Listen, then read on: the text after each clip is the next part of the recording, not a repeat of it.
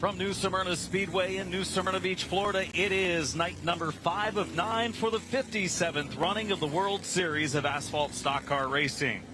Along with Jesse Punch and Charles Kroll, I'm Adam Mackey, bringing you all of the action on Flow Racing on this Valentine's Day in Florida.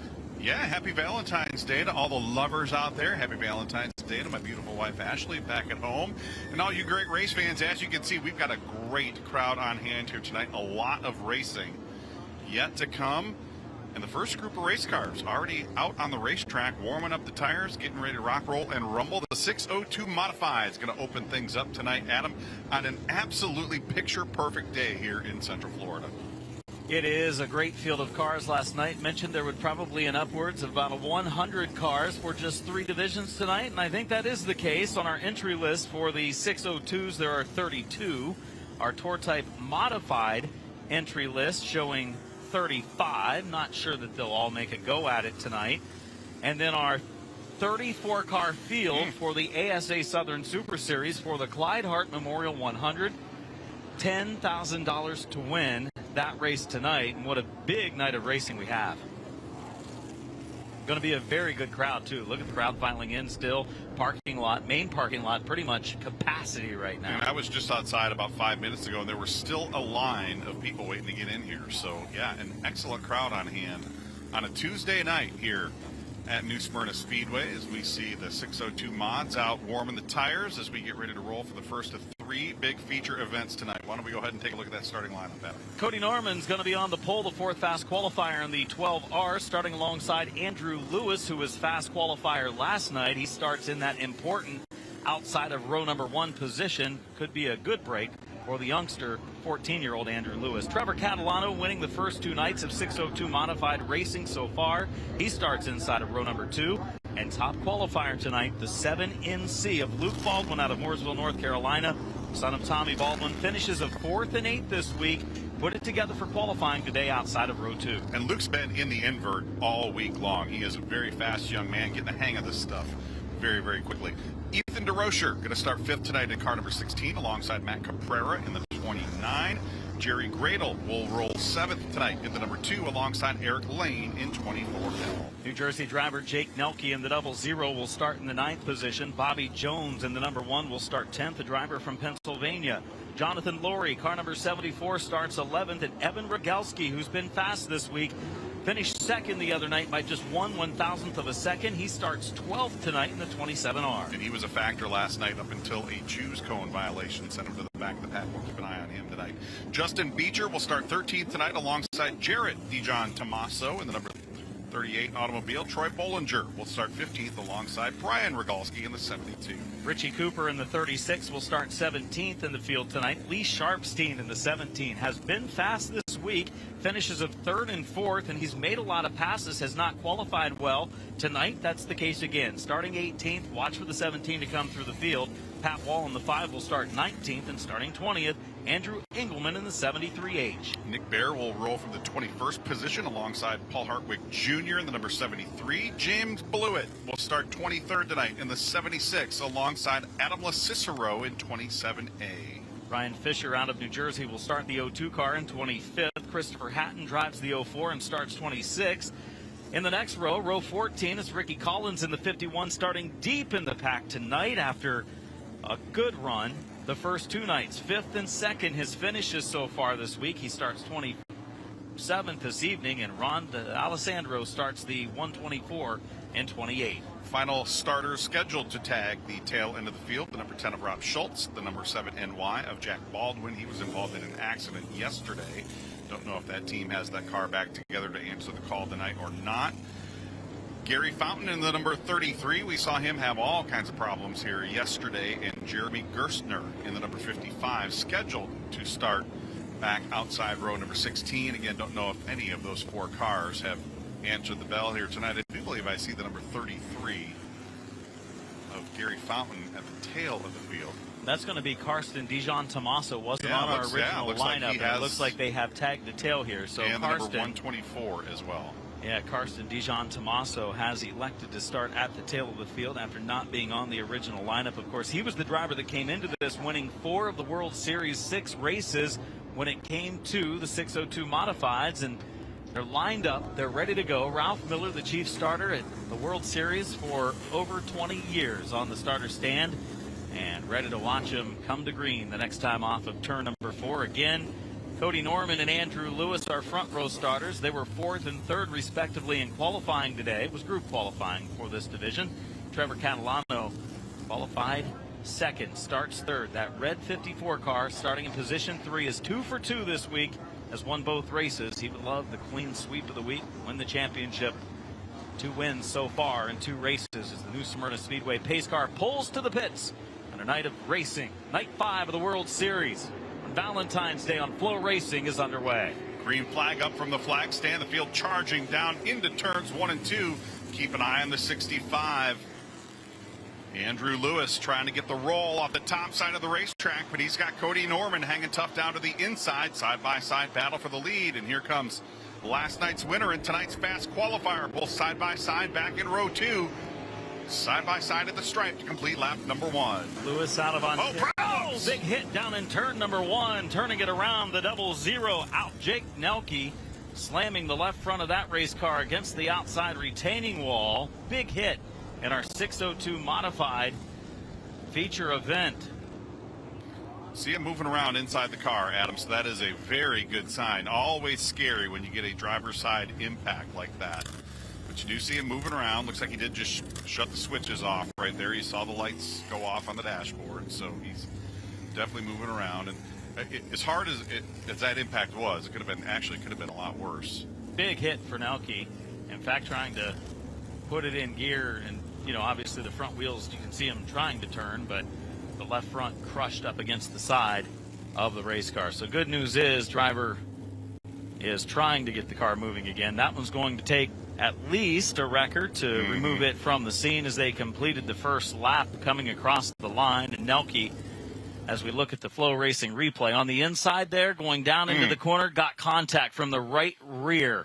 And that's a big hit right there. Looked like Bobby Jones. Looked like the Jones car might have bounced off the wall, or in any case made a quick correction down to the inside, and that's just happened to be where Jake Nelke was, and that sent Nelke the opposite way up the racetrack. But indeed, a very scary crash. The 70, it looked like the 57 there of Justin Beecher spun to avoid. No contact made by the 57 car, but indeed there is the record. We're going to drag the 00 car down into the infield, let that team take a look at it. Doesn't look like they're going to be able to continue on tonight, but hopefully get that car repaired. They got one more night this week, so get him back together for their final race of the week coming up later on in the week. Looks like we will count the first lap. 1 down, 24 laps to go in the 602 Modified feature. The points for the week for this division not official after last night. I believe they're checking into some more things when it comes to tech before putting out the official point standings. Hopefully we'll get an update on that coming up in the next day or so. The 602 Modified scheduled to run tonight, then having tomorrow off and coming back on Thursday for their final night to determine a champion this week. Going to work on that left rear tire. Trying to tow it. Yeah, they got the bar up against it. So trying to get that away from the tire so they can tow it from the front. But this is a yellow flag period. First lap in the books. 24 to go. Our schedule tonight has the 602 Modifieds on track for 25 laps. The Tour Type Modified 50-lap feature scheduled to go next. And then the Clyde Hart Memorial 100 for the ASA Southern Super Series will round out our evening here at New Smyrna Speedway. Officially on track. We had that big starting lineup, and it looks like we may have 37 cars out there tonight. So sure they've all made the call tonight, plus because we had 32 on our entry list. We'll see how many of those are actually going to be able to complete some laps tonight. They should have all completed that first pace here tonight. Let's see how many actually completed. 29 actually completed the first pace. Looks like Christopher Hatton, Tony Pereira, Jack Baldwin, Cody Norman, Kurt Hatton, Christian LaCicero, Gary Fountain not on track here this evening. And we did see Karsten DeJohn Tommaso on the Speedway, but he is not triggering the scoring system, so we'll have to check with scoring to see there's a situation with this transponder here or not, but apparently 30 cars did answer the bell for the green flag here this evening. And unfortunately for this car, the 00, it's going to be a short night for Jake Nelke, as they now have that car able to roll on down the banking with the assistance of that tow truck. Appreciate all the hard work by the safety crew. Long 9 nights of racing for them too. Again, this first lap accident, not really sure what happened with the one car and why he took that turn to the left going into the corner, but got into the right rear of Jake Nelke, and then Nelke was just along for the ride. It looked to me like he was just trying to catch up on the steering for whatever reason. I don't know if he had bounced off the outside wall, maybe got a little nudge from another race car, but it had that look to me like he was just trying to catch up with the steering and made a correction, and that just happened to be where the 00 car of Nelke was, and it sent him very, very hard the opposite direction up into the outside wall. Very little liquid left on the scene down in turn number 1. They finished the cleanup there. Should be moments before we get the field doubling up with the choose rule here during the World Series. They've gotten better at that each and every night. Just had a couple penalties last night for competitors that went over the choose V on the front straightaway. And it really shook up the standings late in the race when Evan Rogalski got tagged with a cone violation down there. This time by, they will get the 2 to go signal and choose at the line. The leader, Cody Norman. Norman this week, 26-year-old driver from North Carolina, finishes of 31st and 13th, but all of a sudden he's a threat tonight, leading the first pace. And 24 laps to go. We'll get to choose his lane. I think he's going to go to the top. And one would think that. And nope. Just as you made the prediction, wow, like one of our first drivers this week to choose the bottom. Certainly the first outside of the super late model division to go to the bottom. Wow. Shows what I know. See how that works out. But usually the outside lane is the place to be. And he's going to say, well, I took the lead from the pole on the opening start, so I'm going to do it again on this one. And in his defense, maybe not a bad move. Andrew Lewis, if you watched the first lap, Lewis was in the second lane, but almost in the third lane, giving too much room, quite honestly, not pinching the 12 car down. If you're going to give him that much room, the inside lane's not a bad place to be. We'll see how it plays out here next time around. We should get the 1 to go. Indeed, Ralph Miller with the furled green flag, lights out on the pace car. Let's recap the running order. Cody Norman and Andrew Lewis up on the front row. Luke Baldwin and Trevor Catalano. Catalano to the inside there of row number 2. Ethan DeRocher, Matt Caprera, Eric Lane, and Jerry Gradle. They round out the top 4 rows. Looks like the 74. Jonathan Laurie's picked up a couple of spots with this choose alongside Ethan Rogalski there in row 5. Field now picking up pace. We should come back to green here with 25 laps remaining here in the 602 modified feature. Green flag back up. Good restart for the outside lane. Andrew Lewis there. We'll see how much room he gives this time. And again, gives plenty way up the track. Over the third groove of the racetrack in 1 and 2. Fighting to the inside lane is Andrew Lewis. We watch Catalano, the 2-time winner and 2 starts this week, fighting for third with Luke Baldwin coming to complete lap 2. Andrew Lewis keeping the 65 car wound up in that top groove. He's going to take the lead. Cody Norman dropping back into the clutches now of Luke Baldwin. Look at the 7NC car. Luke Baldwin with a good run off of the top side of turn 2. He's going to try to take the second position. Baldwin inching forward. Again, the last couple nights, he's not been good early in the race despite qualifying into the invert, but tonight, the Baldwin 7NC looks strong early on. Here comes Catalano. You know all about this 54 car of Catalano. Ontario, New York driver, 16 years of age, has ended in victory lane 2 nights in a row to start the 602 portion of the World Series. He takes over third at the line from Cody Norman. And coming along with him, Ethan DeRocher. Ooh, we got problems down into turn 1. James Blewett almost getting into the inside wall there, just next to the pace car. Long, wild slide there. We heard the cars checking up directly down in front of us, and that was because the 76 car getting tagged and sent sideways. Been a couple tough nights for James Blewett, the 14-year-old from New Jersey, 23rd and 20th. his finishes this week. Beautiful race car. Unfortunately, a spin on the front stretch. But fortunately, the wall ended right about the place where he spun, so he did not hit anything. Had some bad luck to get turned sideways, no doubt about that, but a lot of good luck there because the inside wall there coming to an end right where he went sliding. So you can get a little bit of good with the bad right there for James Blewett, but that does put him to the tail end of the field with still 21 circuits remaining here in our 25-lap opener here tonight. Night number 5, halfway home this week already. Hard to believe it's gone by in a hurry. It is the midpoint. Midpoint of the week, night 5, and then we'll have 6, 7, 8, and 9 remaining. 4 in the books, racing the 5th, and then 4 more to go for the 57th running of the World Series of Asphalt Stock Car Racing. Some big races coming up later on in the week, too. We've got the Blewett Memorial 76 coming up with the Richie Evans Memorial 100. Also have a Pro Late Model 100 lapper coming up on Friday night. And the 100 lap, the Orange Blossom 100 coming up on Saturday. So a lot of big-time racing events going on throughout the course of the week here. That's a season's worth of racing at some short tracks.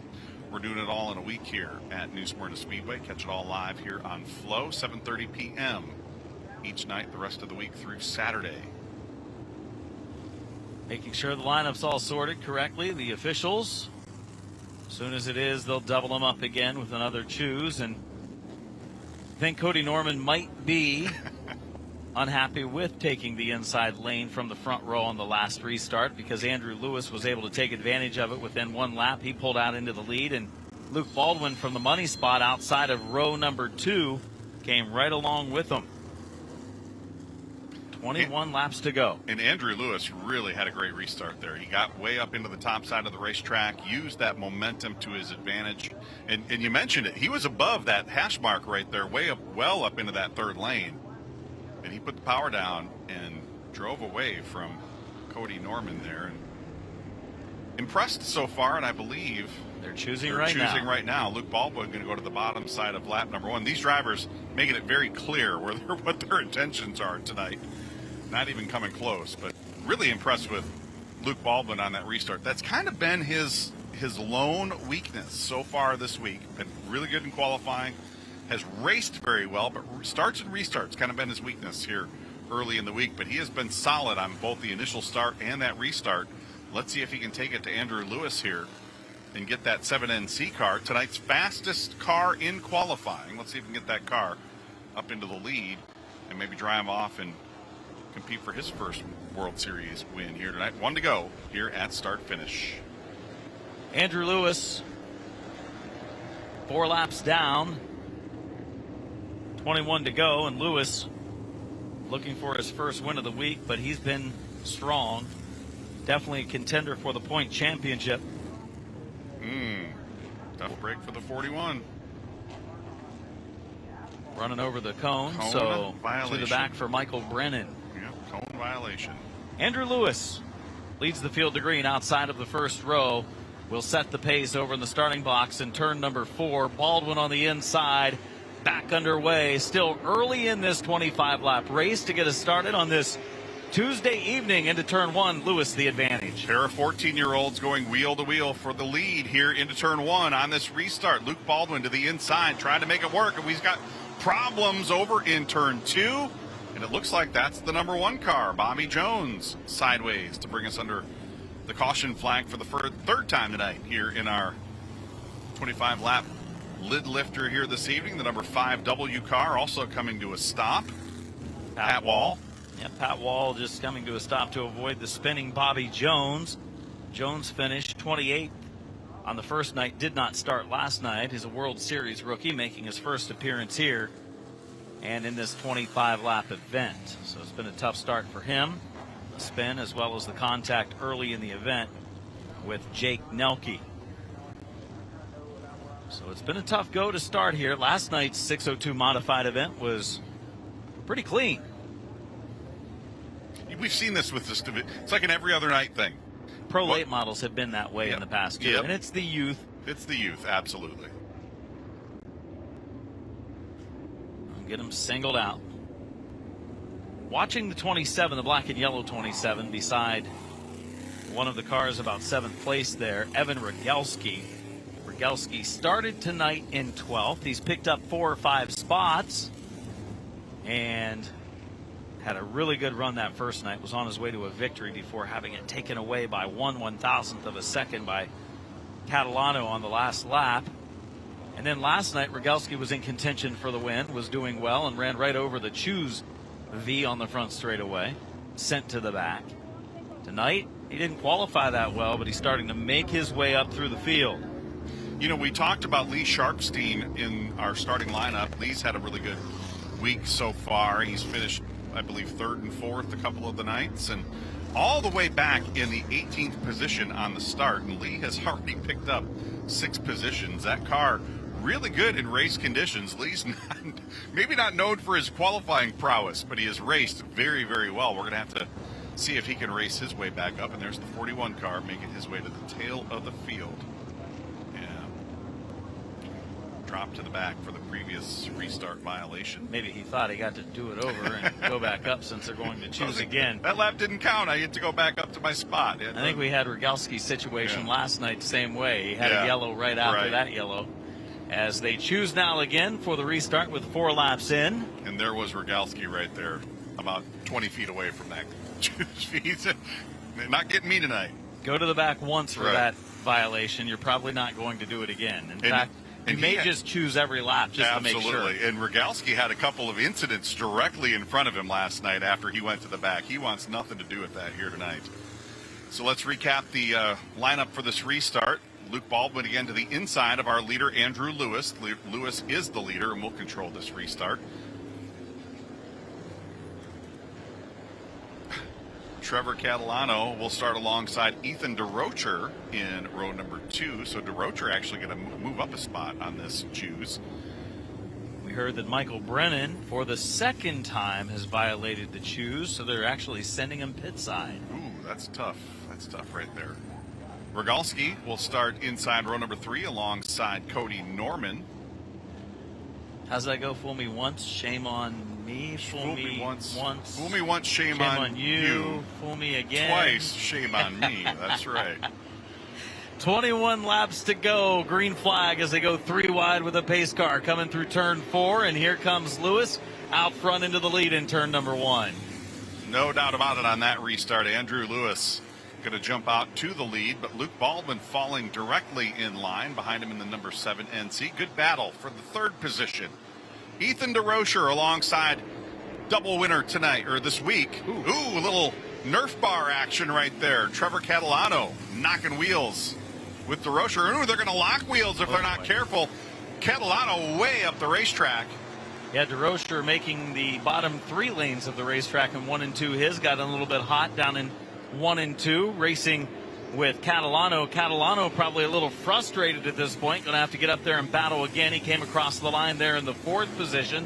Up front, here comes Baldwin for the lead, peeking to the inside on Lewis down in turn number 3. Lewis on the top side. He was last night's top qualifier. Baldwin tonight's, and Baldwin clears him just like that. New leader at the conclusion of lap 7, Luke Baldwin. Impressive move there for Luke Baldwin in the 7 NC. That is a very fast race car. He didn't need the momentum of that top side. He just drove it to the bottom and went by Andrew Lewis. Lewis going to fall back into the 2nd spot. And look at the bottom right. Lots of action down there. Ooh, the 29 car way up the racetrack. Yeah, Matt Caprera got a little bit high over in turn 4, was able to keep it in the right direction and continue on. And there's one that has made some contact and will be making its way to pit road. The 51, one of our best last night, Ricky Collins, Pennsylvanian. Saw him finish 2nd last night to Catalano, the 24-year-old from Pennsylvania, making his way down pit road, but problems for Collins, potentially ending his night. We did get a few laps in there, 8 laps down, 17 laps to go. The Tour Type Modified 50-lap feature coming up next, followed by the Clyde Hart Memorial 100 for the ASA Southern Super Series. 17 from the finish. And how about the move from Luke Baldwin, Charlie? That was a great pass. Like I said, that car handling very well. Very rarely do you see these race cars that are a little down on horsepower 602 mods, the Pro Late models. Very rarely do you see somebody just drive it on down to the bottom and motor on by. They really rely on the momentum that you get winding it up in that top groove.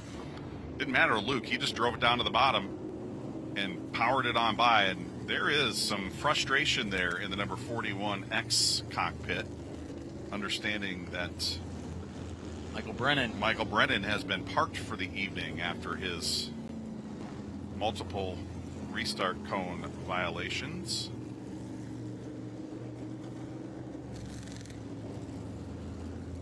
So Brennan done for the night. 8 laps down, 17 laps to go. Getting the field realigned after the yellow for Ricky Collins. 17 laps from the finish. Collins had 2 really good runs this week, a 5th and a 2nd. Started deep in the pack here, and that's kind of the byproduct of that. Take a chance, you start back in 27th position. More likely to get caught up in an accident, and that's what happened there. Well, let's see which lane Luke Baldwin decides to choose upon this restart here. We should be coming back to the choose this lap. He'll choose the outside. Absolutely. Of course, I said that the first time, and with lots of confidence in my voice. We haven't had many choose the inside. Not many. Norman, the 12, felt more comfortable down there. Baldwin. Yeah, it looks like he's to the outside he goes. Trevor Catalano to the inside. Yeah, we haven't had as many drivers roll across the V tonight, though Brennan did it twice. Everybody else has been good. They've done this a couple nights now. They get how this works. It's helped a few drivers, I think, absolutely move back through the field when they've had issues. Evan Rogalski, for one, and we've seen him use it to almost to perfection tonight. He's already back up into the top 5. I think Lee Sharpstein has played the choose to his advantage several times throughout the week as well. Should get the 1 to go this time around. Indeed, Ralph Miller signifying with that furled green flag. Lights out on the pace car. So it's Luke Baldwin and Andrew Lewis on the front row. Baldwin, of course, will be controlling the restart from the top side of the racetrack. Ethan DeRocher and Trevor Catalano back in row number 2. Evan Rogalski, back in row 3 alongside Cody Norman. Jarrett DeJohn Tomaso. First time we've seen him this close to the front. He's alongside Eric Lane as we pick up the pace through turns 3 and 4. Back underway, and it's Luke Baldwin controlling the pace on the restart. Comes across under Ralph Miller's green flag with the advantage. Fighting back to the inside is Lewis. He'll lose a little momentum, and that will shoot Baldwin out front on the backstretch. Little wiggle as well from Lewis. Here comes DeRocher to the high lane. Couple of wiggles right there. He really owes a debt of gratitude there to Catalano. Catalano could have got up in there and given him a little nudge and sent him sideways, but gave him a little room to get that car back under control. And right now, the battle on for 2nd, 3rd, 4th, 5th, and on back. 2 wide, back through the field. Lewis now going to lose the 2nd position to Ethan DeRocher. Good run for the driver of the number 16 car here tonight. 2nd and 3rd side by side. 4th and 5th much the same. Remember, the first 2 nights winner, Trevor Catalano in the 54, got mired back a couple of spots when DeRocher, who's now in 2nd, took him way up the track, and there's a crash. DeJohn Tomaso into the wall. Big problems on the backstretch. Big still stacking them in there on the backstretch. All kinds of cars piled in on the back straightaway. We see Hartwig turned around. We see one driver climbing out of his ride already. 12, 14 cars stopped on the back straightaway. Just about half of the field that we had remaining on the racetrack, all involved. And it happens after a restart when the cars are all in 2x2 formation, nowhere to go off that 2nd corner. Adam, it looked like we might have been able to get away with that one. It looked like it might have been just a 1 or 2 car incident, and then a 3rd car came in sideways and just blocked the racetrack totally, and everybody just stacked them up. And wow, big time incident down the backstretch here. Good to see drivers starting to move away. We see one driver out. I believe that's driver the number 74, Jonathan Laurie, I believe, is out. There's Bobby Jones in the 1 with some damage to the nose of his car. Saw the 57 of Justin Beecher over there. The 1 of Jones. Has been a tough race. Some contact early, creating the big crash with Nelke. There's the 2 backing up. That's Jerry Gradle. I think that's Jarrett DeJohn Tomaso there in the 38, if I'm not mistaken, to the inside wall there with Lori. Is that the 72 of Brian Rogalski there along the outside? Well, let's see if we can kind of figure out what happened here in this replay. Look toward the left side of this middle of the screen. Yeah, DeJohn Tomaso got sideways and made contact. And there's Brian Rogalski. That was Eric Lane in the 24 getting turned around, and everyone else piling in the outside lane, and then the track here is totally blocked. And that's the 10 of Schultz. Yeah, Rob Schultz coming in with nowhere to go. He got into the driver's side door there of Jonathan Laurie. Let's take a look at one more time from this angle. Keep an eye on the 38 car right on the right side of the screen. Just breaks loose and gets up into Eric Lane. And right there, Brian Rogalski, if he could have gotten through there, I think we might have gotten away with this, but had nowhere to go, and everybody just stacking in behind. And there's never any room to check up because you're up against the rear of the car right in front of you. You don't even see what's happening. Almost blocked vision at this point when so many cars are in line and they're all on the brakes. You just can't get slowed down quite quickly enough. This one will take a few minutes to clean up. Again, the original contact, DeJohn Tomaso, and the 24 of Lane. We're running in 7th and 8th. Yeah, good shots from all of the angles on our Flow Racing replays. There's the 29. We saw him a couple of laps ago on that initial lap after the restart. Matt Caprera, he got shoved up the racetrack and lost a bunch of spots, and that could be the reason why he was right in the middle of that hornet's nest. And I believe that's Brian Rogalski sitting on the wall there, overlooking the cleanup efforts. See the disappointment in him. 10 laps down, 15 laps to go. It's been a slow go after a really good race last night, clean race. As cleanup continues, it's going to be a little bit. They've stopped the cars on the front stretch under a red flag condition. 15 laps to go in the 602 modified feature event. Back with more on Flow Racing. Cars are stopped on the front straightaway, and if you're one of those cars on the front stretch, you came out of this pretty well unscathed. That's a good thing, but it's the cars behind them from about 7th on back that many have damage, especially around the middle of the field on the exit of turn number 2 after a restart. A couple drivers get together. It was Lane and DeJohn Tomaso made a little bit of contact and just nowhere to go for anyone behind them. Unfortunate break for everyone involved. Racing deal, and sometimes, much like we saw 2 nights ago with one of these crashes, just after a restart, just nowhere to find an opening to get through. And it looked to me like Jarrett DeJohn Tomaso just wanted to turn that car left to get up under Eric Lane, and when he made that move, the car just broke loose on him.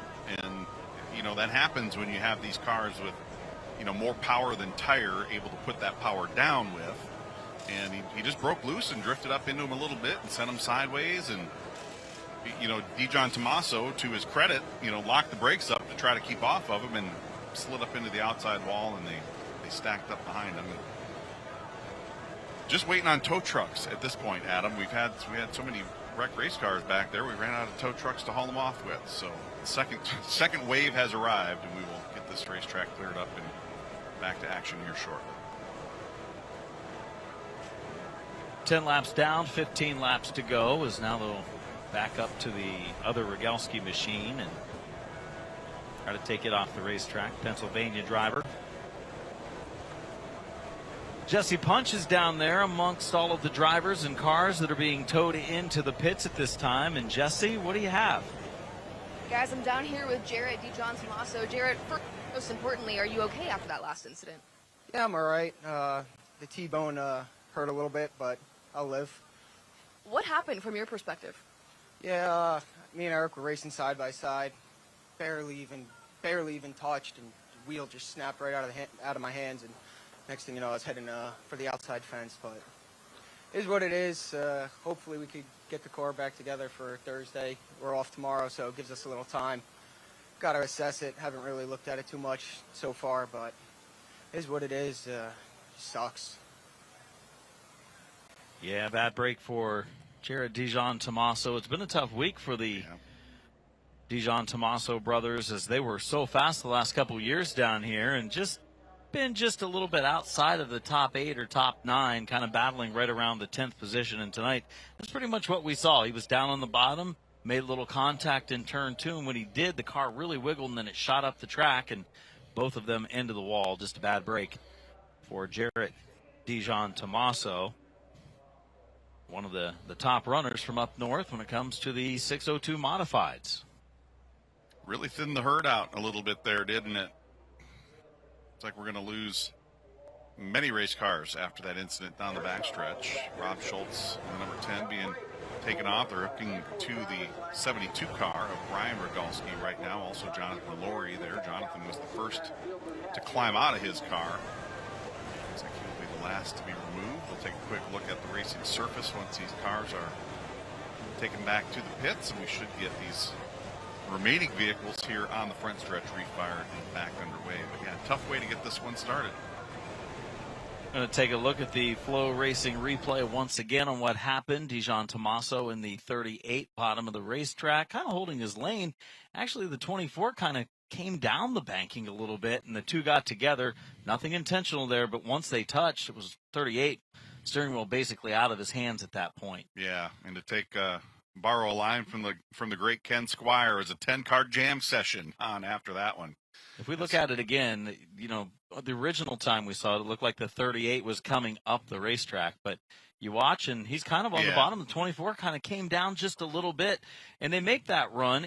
In Lane's defense, when they go through 1 and 2, they kind of take a high entry into 1, and they come down the track a little bit in turn 2 to make that corner.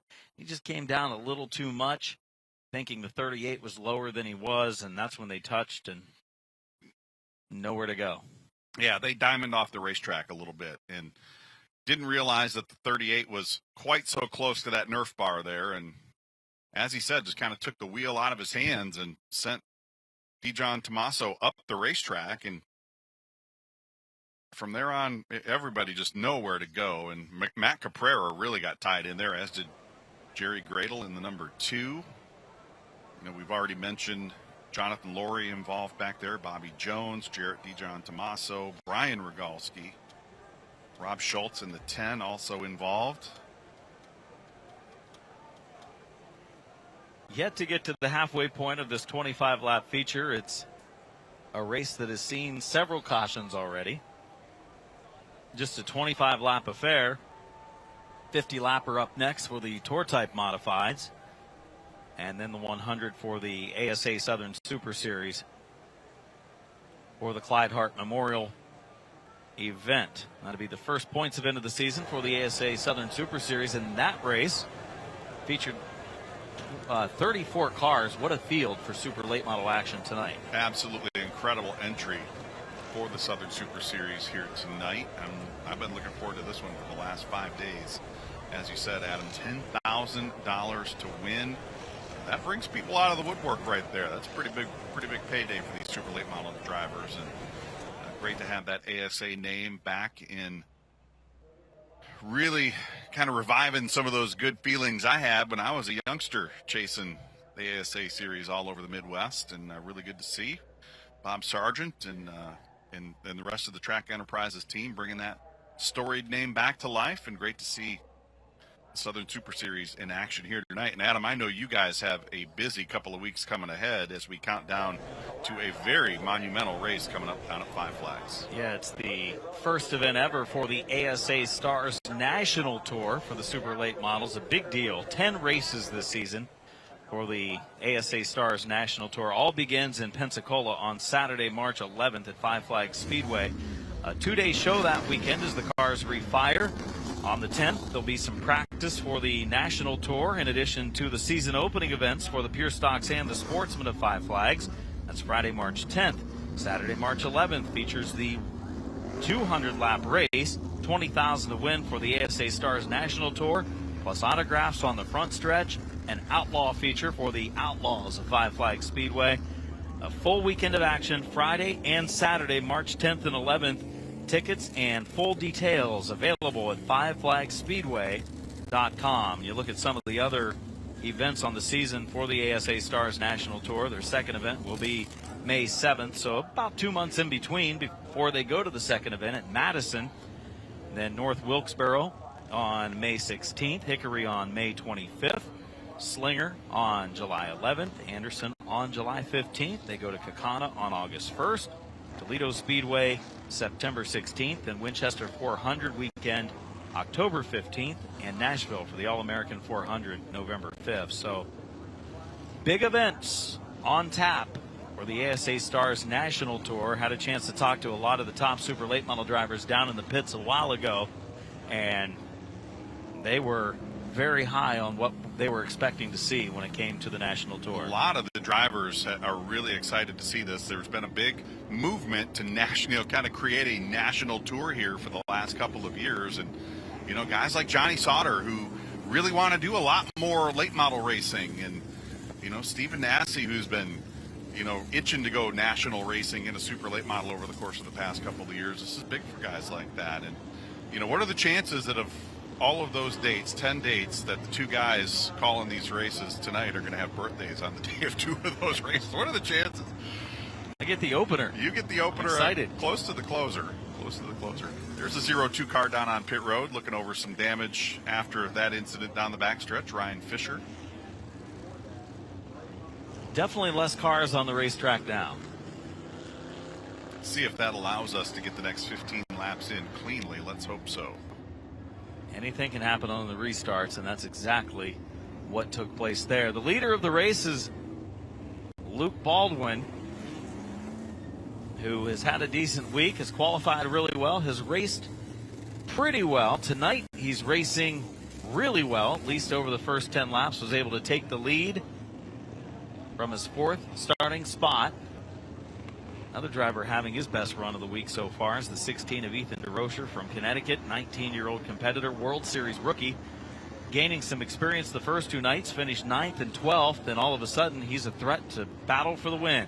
So as a father of a young racer myself, you always want to see your young one kind of improve on his racecraft each and every time he gets in the race car, whether it's a heat race or a feature. You want to see him improve race to race, lap to lap. And I have to imagine Tommy Baldwin probably pretty happy with Luke's progress here tonight. He has gotten a lot better on these restarts. That car took him about 10 laps to come into it on opening night. And then last night is better, but it took him a couple of laps to get up and running. Tonight he's been on it from the drop of the green flag, and qualifying fastest tonight, worked his way up from fourth to the lead in just about 10 laps, and now he's going to be bringing the field back to green. Ethan DeRocher, as you said, having a great night alongside.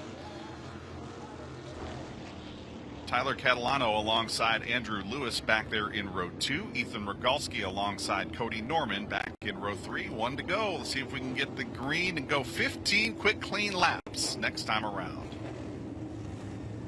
Lights are off. The leader of the race to control the pace. That's Luke Baldwin, looking for his first New Smyrna Speedway World Series win on the outside of row number 1. New Smyrna Speedway pace car will pull away from the field right about now. And here comes Baldwin on the outside, DeRocher on the inside. Then it's Catalano and Lewis in row number 2. See if Lewis can make things work in that money spot in that second row, fourth starting position. We're back underway. He's going to run out of room. That lane blocked up for a moment by DeRocher as they go into 1 and 2. Baldwin out front takes the lead. Saw some bumper tag back in the pack coming to this restart. Lee Sharpstein and Karsten Dijon Tommaso knocking Nerf bars back there, and everybody keeping it pointed in the right direction. Now we roll off at turn 4 one more time. Let's see if Catalano can make some noise down to the bottom side of the racetrack. He's starting to put some pressure on Andrew Lewis. Now he's going to go to the top side down the back stretch. Catalano needs an opening, and he found it to the outside lane of Lewis for third. Good run through turn 3. Good run off of 4. Gaining ground, and at the line, up to third goes Trevor Catalano. Big time move to slam the door there back in the pack by Evan Rogalski. Rogalski jumped up into that outside groove. Thought we were going to have a car go nose first into the outside wall. Good heads up driving by Lee Sharpstein there to see that move happening and give him a little room. Now let's see back up towards the front what Trevor Catalano can do in the 54, closing in now on Ethan DeRocher for second. 13 laps down, 12 to go. They saw the cross flags the last time by at halfway. 11 to go for Baldwin. He's starting to build a little bit of a lead, and here comes the move for second. Not quite yet. Dropping back into line goes Catalano. He holds a prettier wheel. Bottom of the racetrack. Gets a good run off of turn number 2. Tries to close the gap on DeRocher and does. Doesn't want to allow the leader, Luke Baldwin, to get too far away at this point with 10 to go. DeRocher drifting up the racetrack just a little bit, but I think that's allowing him to keep that momentum up a little bit. We'll see if Catalano can make it work again to the bottom side of the racetrack. He's got a good run. Can he drive it off into turn 3 to that inside lane? DeRocher still holding on to second, but here comes Catalano off of 4. DeRocher got into turn 3 a little bit too hot that time, pushed up the track, lost some momentum, but not enough for Catalano to make the run. Lewis follows closely there on the 54 car. Leading the way, Baldwin. That's second, third, and fourth with DeRocher, Catalano, and the 65 of Lewis. 8 to go. You know what Catalano really needs is for that 65 of Andrew Lewis to get right up behind him in the middle of the straightaway and just give him a shove down the backstretch. That would give him all the momentum he needs, but the 65 can't get close enough to make it happen. Right now, DeRocher holding on to the second position, but again, Catalano with the charge off of the bottom of turn 4. Can he make it stick down into 1? Still nose to tail single file. Baldwin still pulling away. The lead is up to nearly 1 second, but missing turn 2 was DeRocher. Here comes Catalano to the inside. Can he get the run he needs? He pulls forward, side by side, wheel to wheel, coming to the line. Who's in second this time by? It's Ethan DeRocher by inches. They bump a little bit going into turn 1, and Catalano will take the spot. Yeah, Catalano drifted him up the racetrack there just a little bit. That's going to let Andrew Lewis dive to the inside. Lewis now making the move for third. Lewis is going to get a little shot there from Cody Norman to help shove him past DeRocher as the battle on for third, fourth, and fifth with now 5 laps remaining. 20 in, 5 to go. Catalano trying to close that gap. It's up over 1 second. It's going to be 4 to go this time. DeRocher drives it in hard in turn 3. Lewis trying to challenge to the inside lane. They single out nose to tail as they cross the line. 4 final paces. The lead is down to 1 second. It was at 1.1, so Catalano's a little bit quicker right now, Charlie. The problem is there's only 3 to go this time. That is the problem. It took him a long time to work his way past Ethan DeRocher. I think the only thing that will help put him into contention tonight is if we get a late race yellow flag here. That's the only thing I think that's going to let him close that big of a gap. He is a little bit quicker right now, but I don't think he's got enough time to make it happen. He's a tenth a lap quicker right now than the leader, Luke Baldwin. But Baldwin has built up that sizable lead. Popsicle sticks are up. 2 laps to go. The lead down to 7/10 of a second. Baldwin, Catalano, DeRocher. That's DeRocher leading a 3-car pack. Third, fourth, and fifth with Lewis and Norman in tow. Good battle for position at the back half of the top 5. Ethan DeRocher looking for his best finish of the week. White flag up here from Ralph Miller at start-finish. Final lap for Luke Baldwin. And this battle for third, fourth, and fifth. DeRocher up the racetrack one more time. Can Andrew Lewis take advantage? Lewis gets sideways off of 2. Backs up a little bit in fourth, but there's the top 2. Coming to the checkered. And the 602 Modified's first World Series win to Luke Baldwin. First time this week that Trevor Catalano has not ended in victory lane. A strong second place run. Ethan DeRocher, his best run of the World Series. Third, Andrew Lewis fourth, and Cody Norman takes the 5th position as we finish our first race. And yeah, after the big one off of turn 2, things definitely settled as they go around. James Blewett's car stopped at the bottom of the track in 3 and 4. He's had a tough week so far. Would love to have a great run tomorrow night, make it Thursday night to turn that around. But this will be a popular win as the young son of Tommy Baldwin has made it to victory lane at the World Series for a first time. And boy, this team has brought a lot of cars. 2 of the Tour type modifieds, a couple of the 602 modifieds, and this time it's Luke Baldwin finding the winner's circle. Finishes a 4th and 8th before tonight, and making it into victory lane here this evening was 7 NC car. What a run. Ready to climb out and celebrate. We'll send it down to Jesse, who will be with our winner, Luke Baldwin. Victory Lane is quickly filling up with Baldwin family and friends, all ready to congratulate Luke on his very first World Series win. Luke Baldwin is your 602 modified winner this evening at New Smyrna Speedway.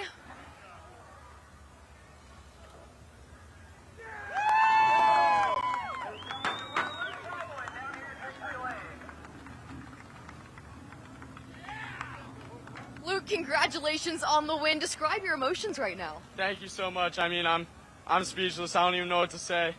The guys gave me a great car. I just want to thank Primary Service Group, Christopher's Towing, PSR Products, Jeff Priest and all of his guys for getting this thing down here. My mom, my dad, my brother, everyone who played a part, the Bluets. God, I don't even know what to say right now.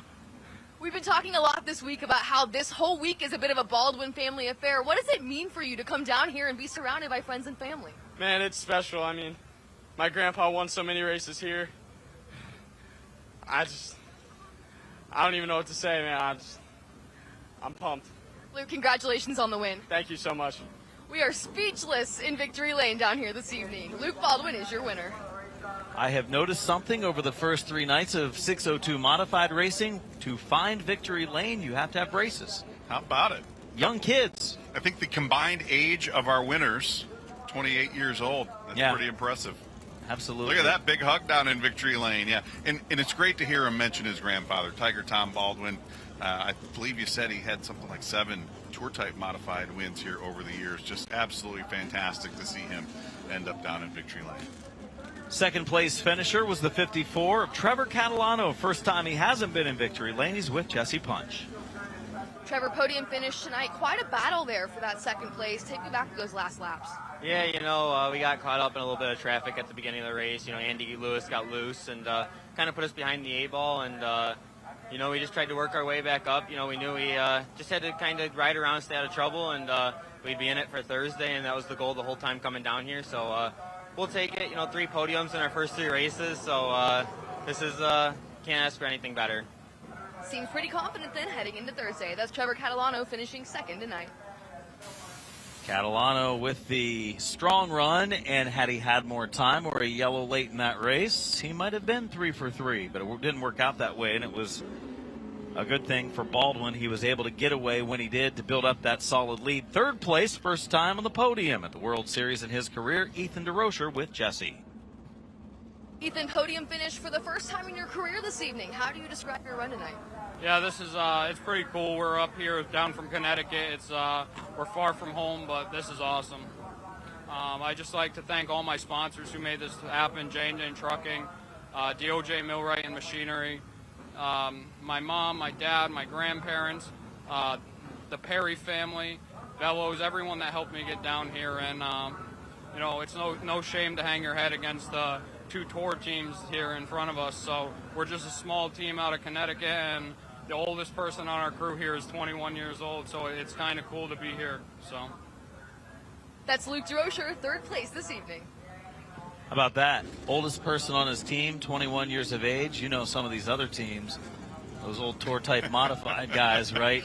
On the cars working, probably 60, 70 years old, some of them. They probably don't have any grandchildren who are still 21 years of age on some of those teams back there. So it's great to have a little infusion of youth in this game that we all love so much here. Good stuff from the middle of that race on after we got the crashes out of the way. Still a solid finish and a great run in his first career win here for Luke Baldwin. We'll be back with the Tour-Type Modified 50-lap feature. It's next on Flow Racing.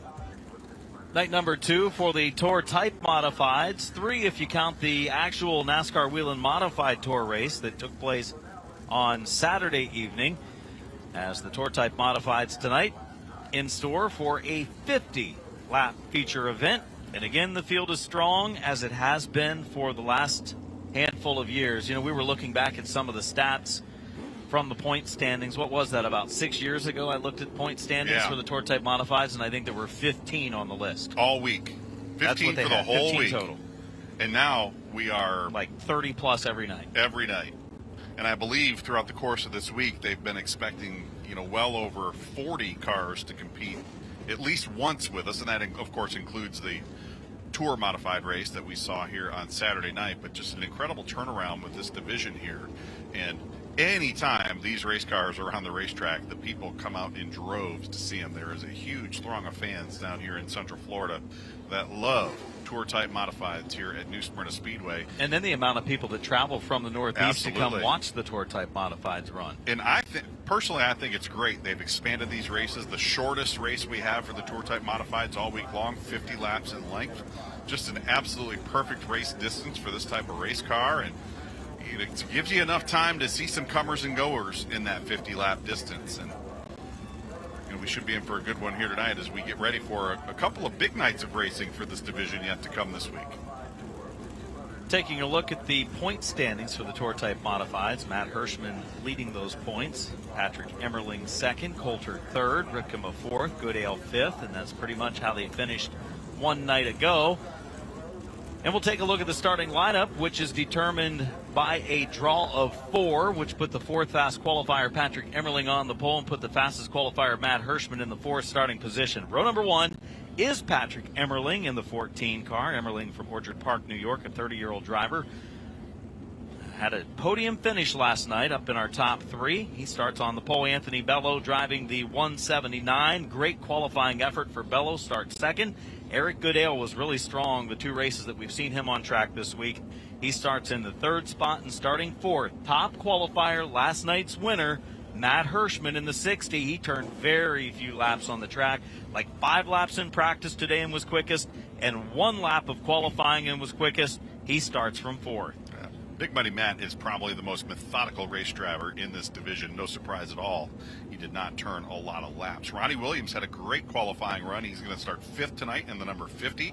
Caleb Petty in the number 7 NC car. We just saw number 7 NC end up in victory lane. We'll see if Caleb can make it 2 in a row for that car number and that team here tonight. Tom Martino Jr. had a rough night last night. He's looking to rebound here this evening. He's going to go from the 7th position. And Brian Roby in the number 25 car will start outside row number 4. Inside of row number 5 in the 9th starting positions, the 32 of Tyler Ripkema. Ripkema from Owego, New York, 26 years of age with 1 feature victory in his World Series career.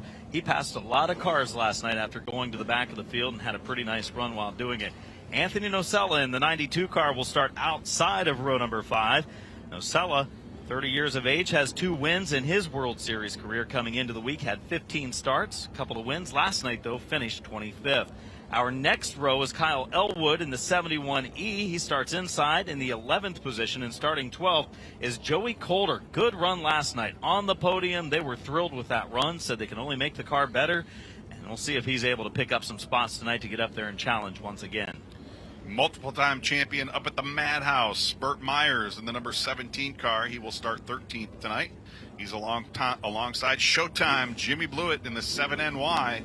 Jimmy outside row number 7. David Sapienza in that beautiful number 36 will start 15th tonight alongside tough luck driver Andrew Kraus. Andrew got caught up in some action down the backstretch last night, finished well outside the top 25. He will start 16th here tonight. 19 car of Anthony Cecily will be starting in the 17th position. Young driver with a 602 modified World Series win a couple of years ago, finished 34th last night. Starting 18th is Spencer Davis, driving in super late models and the tour type modifieds tonight. Go to row number 10. We see the 19th place starter, Justin Brown, in the 46 on the inside, and longtime World Series competitor in the 2B, J.R. Bertuccio. Eddie McCarthy will start 21st tonight. He's alongside Tommy Catalano. Craig Lutz in the beautiful number 82 car starts 23rd this evening alongside Jeremy Gerstner in the 55. Amy Catalano drives the number 56 car and will start in position number 25 of the inside lane. Nicholas Honkowitz in the 08 will start alongside to the outside. Norman Newman in the 11N will start 27th tonight. The 09 of Christopher Hatton starts 28th. Rounding out our starting grid tonight will be Rich Parker in the 7P alongside Brent Meservy in the number 45. And I believe the final starter tonight in the number 8 will be Cam McDermott. He starts 31st. Drivers who are on the entry list but not slated to take the green tonight include Dylan Steurer, who was involved in a crash last night. Saturday night's winner, Ron Silk, had some engine problems last evening. Paul Hartwig Jr. not able to answer the call tonight. And Tim Moore in the number 70. Those drivers not scheduled to take the green here this evening. That's the starting field, an outstanding field of around 30 drivers ready to go racing tonight here at the World Series of Asphalt Stock Car Racing. Race number 2 of 3 tonight. The Tour Type Modifieds putting on a good show last night. They had some yellows early in the race. That slowed the pace of the field. Then the second half of the event going relatively smooth, and saw a good finish to the event with some exciting action up front, and Matt Hirschman looking strong. He didn't have the run he wanted during the 200-lap race on Saturday night, which is a rare surprise because Hirschman's so good in those long-distance affairs. He even mentioned it in his post-race interview last night, saying, I really look forward to the long races. He's like kind of surprised to win the short race on Monday night. He's like, we've never won the short race on Monday night, which historically they've been 35 laps on Monday. So he got the extra 15, but I don't think it would have mattered whether it was 35 or 50 last night.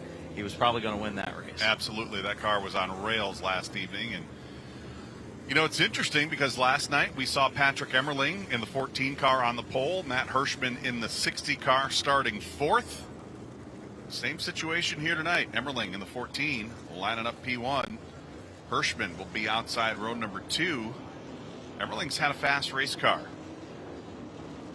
Needs to get out there and get some clean air and drive that, able to lay down some qualifying laps.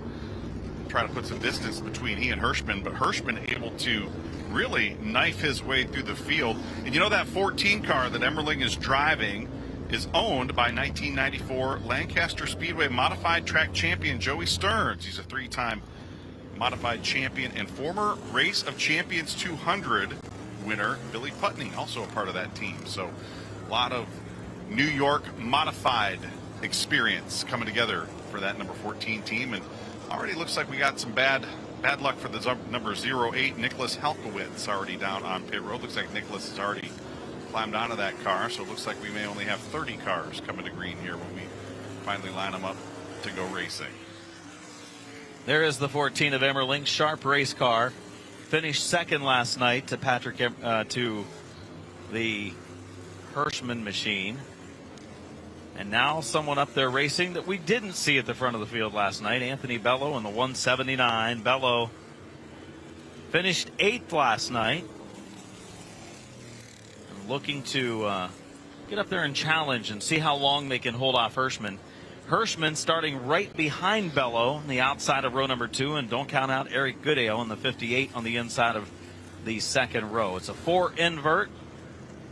Hirschman, again, has only turned 6 laps on the racetrack all day long, 5 in practice, 1 in qualifying. He was obviously very satisfied with it. The weather conditions today were much warmer under the sunshine. Beautiful conditions today, but much different than what we see at race time now.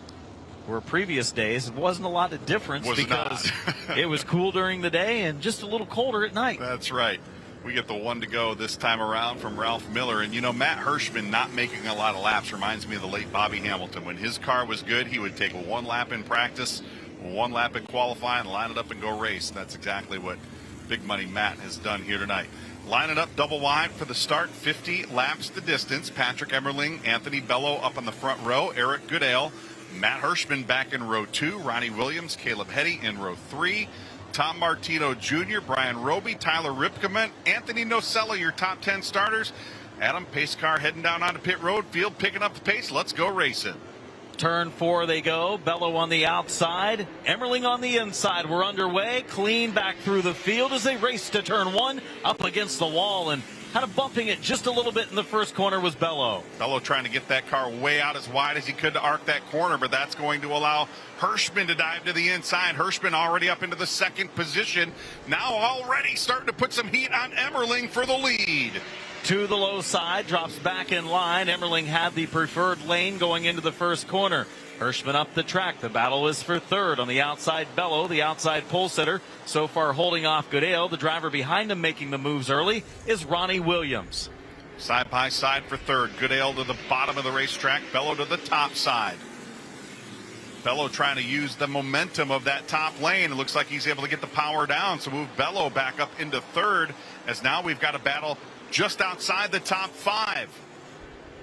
It's Hetty in the outside lane. Hetty in one of the 7 cars, the 7NC from Louisville, Kentucky, 18 years of age, and he's trying to make that second groove work. His best qualifying effort, drops back in line. We look back up front. First, second, third, and fourth.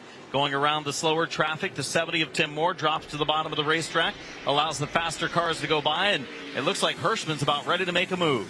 Hirschman already looking to the inside of Patrick Emmerling. Just 4 laps in the books, and Hirschman battling for the lead after starting in the 4th position.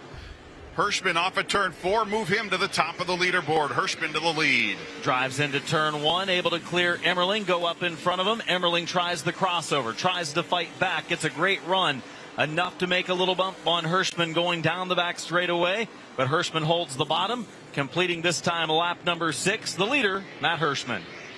Goodale starting to put a little pressure on Anthony Bello in the battle for third, just behind that battle for the lead. Goodale now looking to the inside of the 179 car, side by side, down the backstretch and into 3.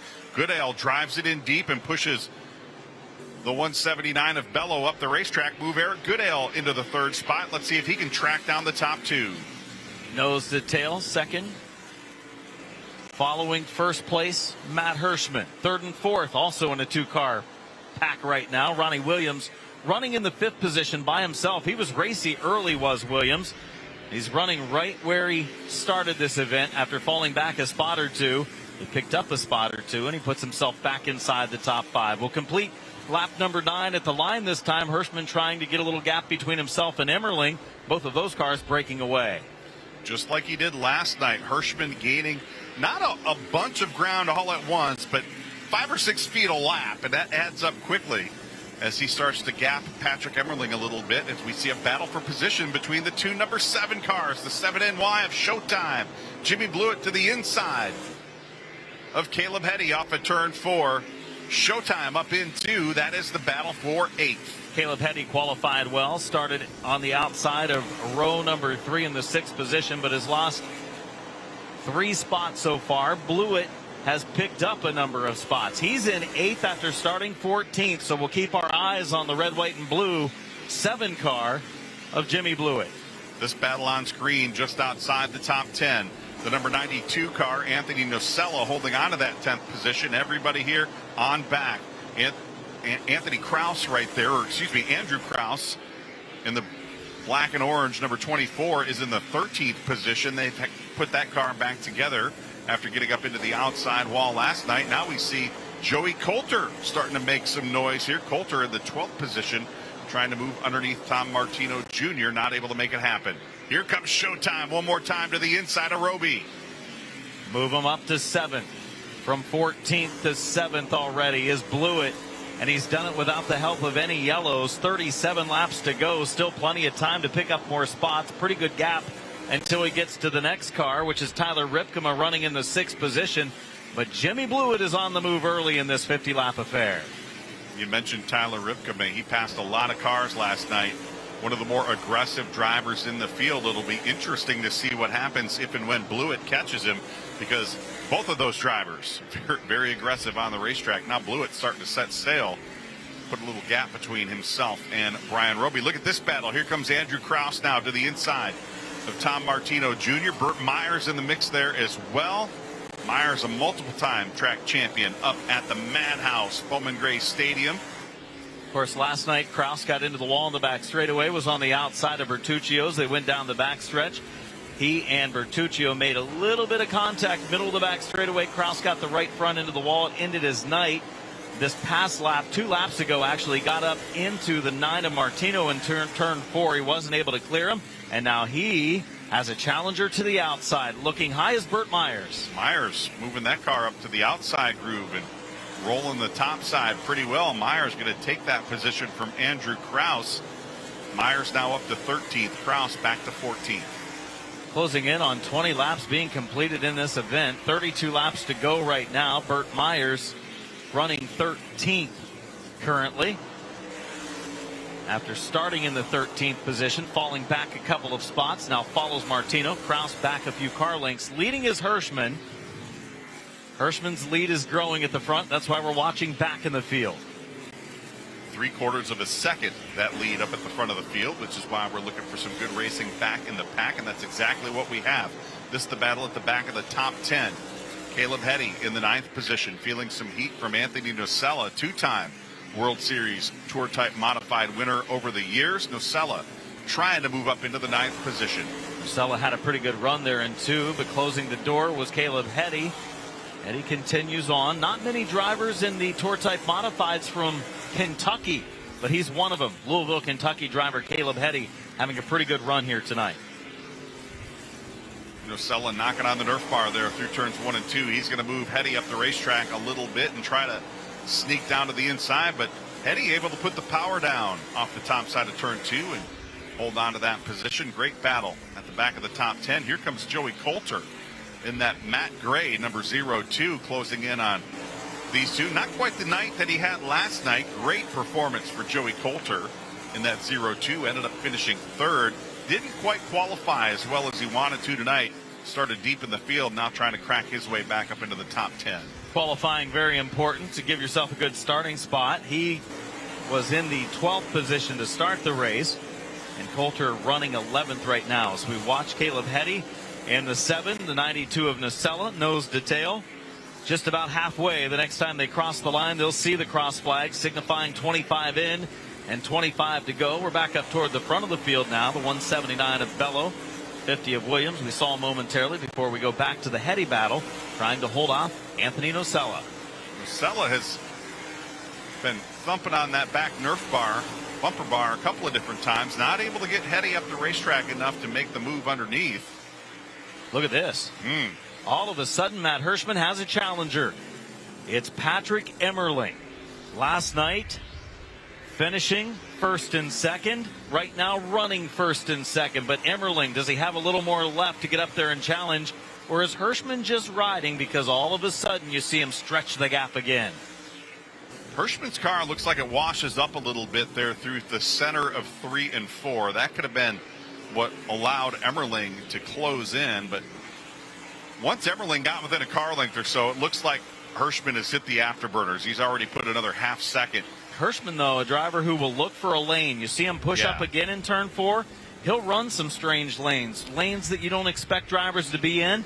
Even though he pushed up like that in turn 4 the last time, he was able to gain some ground and put more distance between himself and Emmerling.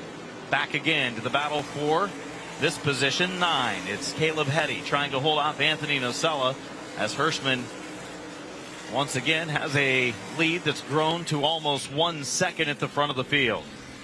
Nocella really starting to run out of patience here, I think, with Caleb Heddy. He's been thumping on that back bumper for the last 15 to 20 laps, it seems.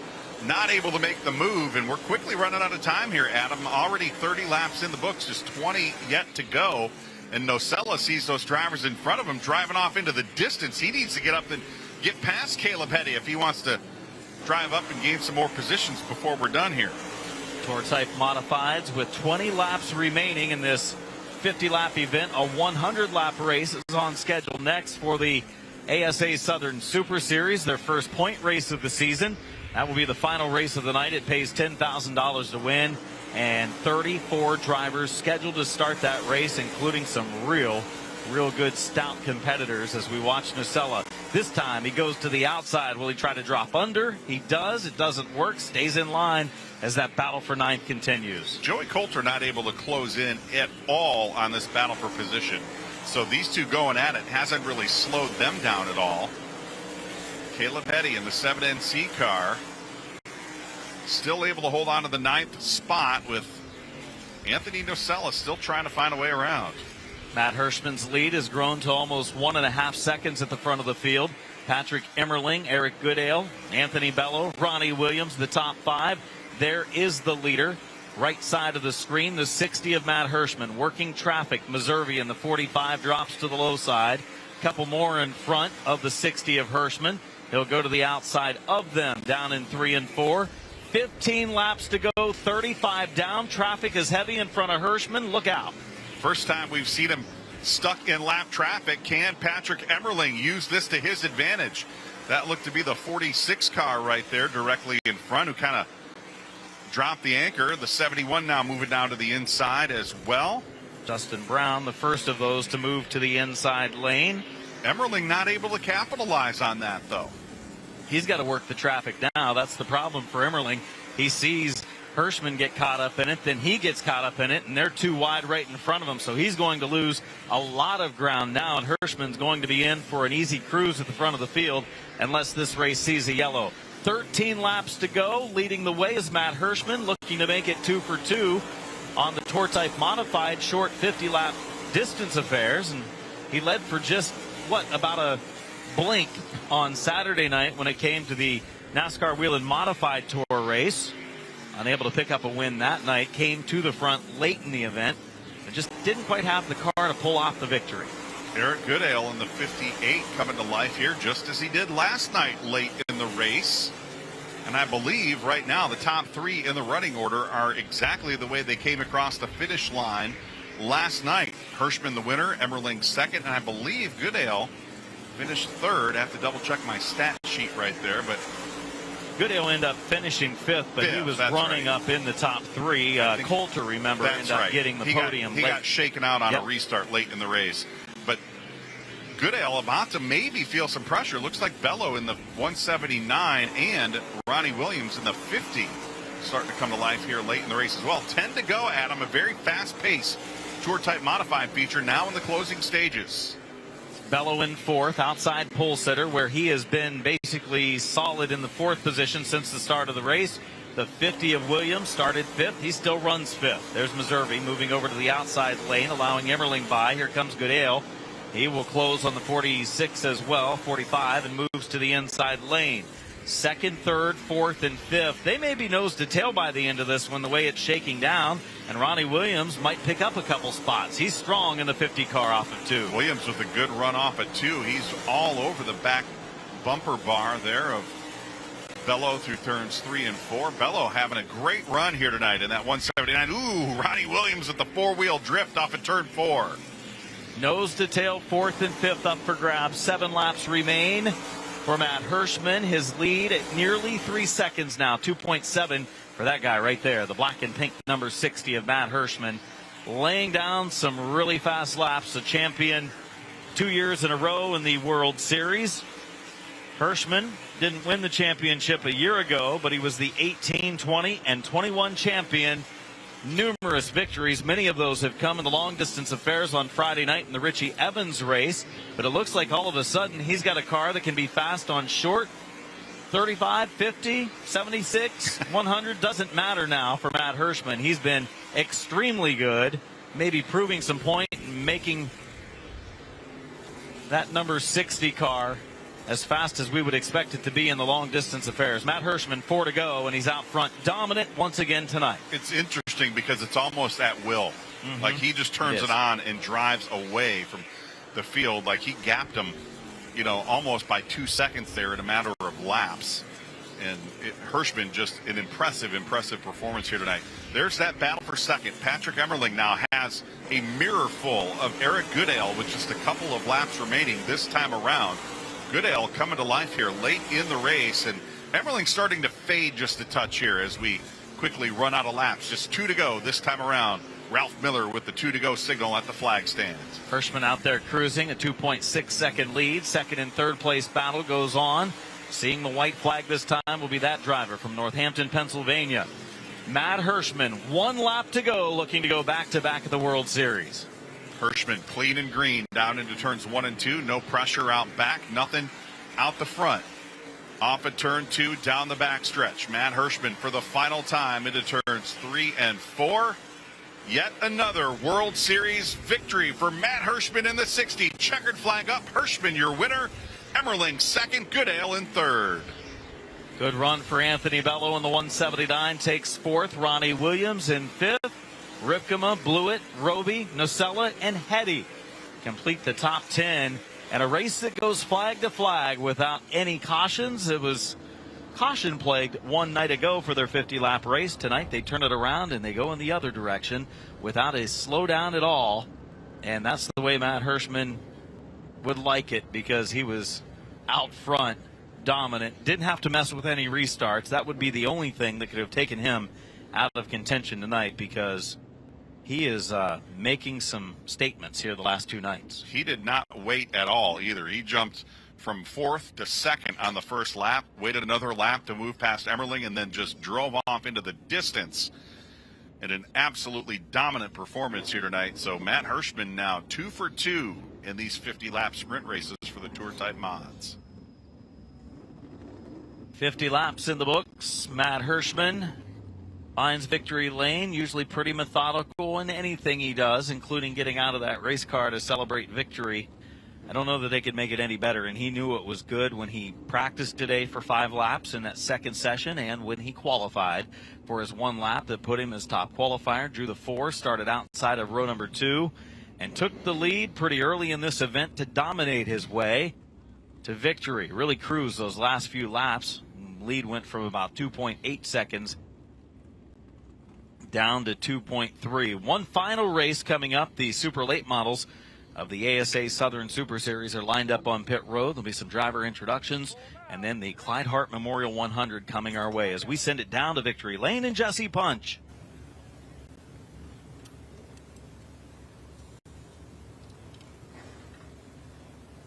Once again, finding victory lane tonight, big money Matt Hirschman. A dominating performance in the Tour Type Modified. To no surprise, we've seen Matt find victory lane plenty of times here at New Smyrna Speedway.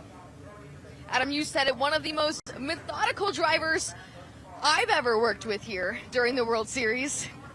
And now I'm looking forward to talking to him again. Here he is, your winner, Matt Hirschman.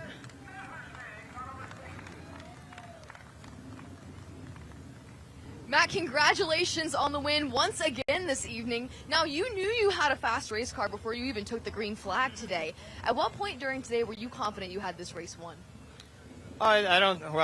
Never really confident till it's over. We were on today. I mean, the same cars in second too. So I mean, although it was a distant second, they're still right there, and they're going to be with us all week, I think. Rather uneventful for Tour Type Modifieds, but we'll take this one because there's still 3 more to go, and usually we've ended the week very strong. Never really started Monday and Tuesday this strong, so it's almost like I feel it's too soon to celebrate because I just don't want to. I don't want it to be reversed and we fall off here at the end of the week because I've seen that happen many times here with a lot of people. So like you said, we'll. Appreciate the effort and try to enjoy it, but it's tough because, like you said, there's two bigger ones here to go. One tomorrow night. I really enjoy that race, and we'll try and get a third. Congratulations on the win, Matt. Try to enjoy it and celebrate it a little bit. I try. Thank you. Just want to say hi to everybody watching. My dad's home watching, and all the people on Flow Racing. I mean, coming to Speed Weeks and then the coverage down here in recent years with Flow Racing has really increased my popularity and just fans of modified racing, I think. So this is a great place to be in February, that's for sure. Congratulations, Matt. Thank you. Thank you. That's Matt Hirschman, your winner here once again tonight. Yeah, he keeps things in perspective pretty well. He says, I'm never real confident about the event, no matter how it's going, because anything can happen. You've got the 14 of Emmerling, 58 of Goodale, and they've obviously stepped forward to be the closest challengers on average here this week. And Emmerling has been very good. He finishes in the second position tonight as we send it back down to the front stretch for our second place finisher. Patrick, second once again this evening to the 60 of Matt Hirschman. What's it going to take for you to get it done? Well, I mean, got to give it to him. I mean, that's the most dialed car I've ever seen in my life. I mean, we were pretty good, but I mean, he could just, where I was trying to get to the gas, he was getting to the gas, right? So, we pulled out our backup car for today, and we made some changes to try to get a little bit better, and I think we were, but I mean, we got to be perfect to be as good as him. So that's what we're going to go make a few adjustments and make it better for tomorrow. Well, you as the driver, where's your confidence level at this point in the week? Well, I mean, the second twice, so I mean, you can't complain with that. But we just need to get a little bit better and we're going to get back to the drawing board and keep on working and dial her back in. So I got to give it up to the whole Advantage Motorsports crew and everyone involved who helped me out, and and them believing in me to race their equipment. So had a lot of fun out there, and we're just going to get it. Just going to work on getting better. Thanks, Patrick. Thank you. Patrick Emmerling, second place. Said, man, we were pretty good, but he's really good. Basically, that was the assessment there of the 60 car of Matt Hirschman. We've seen him be really good in long-distance races, but not to where he just gets out front and just dominates like he does so early in this event. Usually methodical, takes his time, lets the race come to him, but tonight out front again. Third-place finisher, Eric Goodale, another podium for the 58.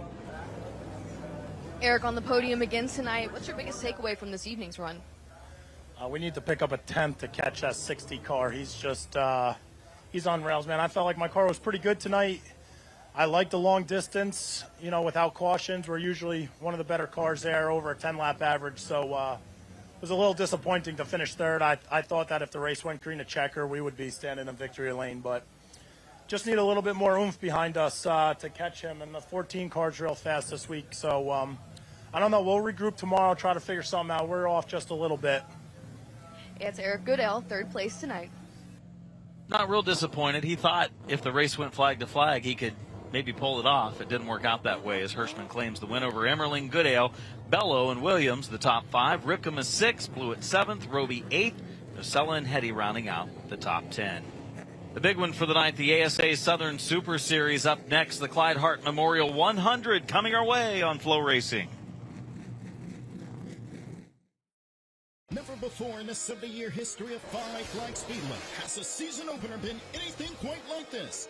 The biggest names in short track racing converge on the high banks of Five Flag Speedway for the opening round of the Deep South Cranes Blizzard Series and the inaugural event of the ASA Stars National Racing Tour.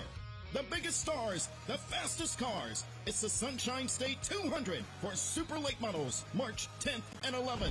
Go to FiveFlagSpeedway.com for full details.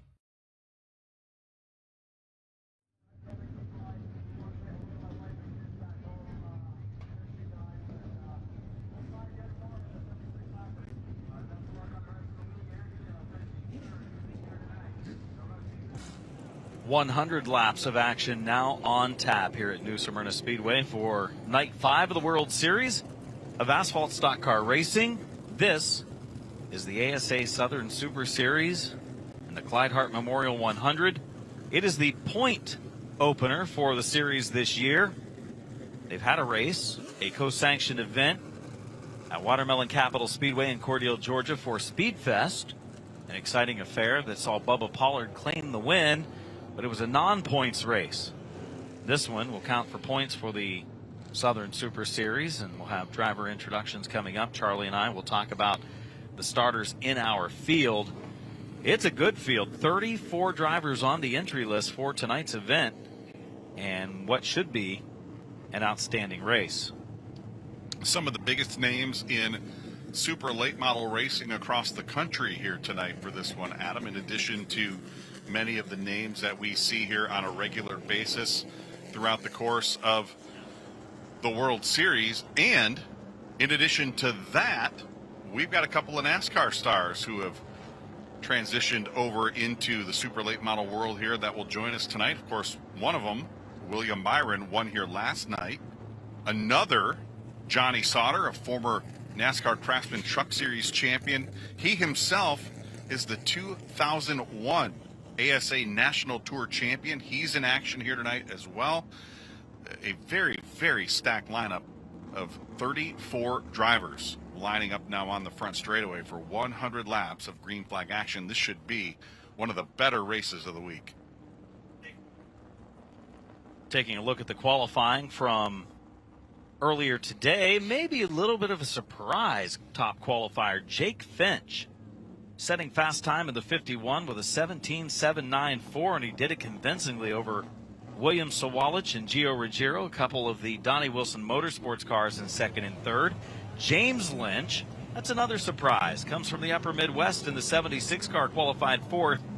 That's a former Bobby Blount owned and prepared race car. Bobby down here helping him out, and I think the kid's a wheelman. He's first World Series, and he's up there competing and passing strong race cars the first couple nights of experience here at New Smyrna. Casey Roderick qualified 5th.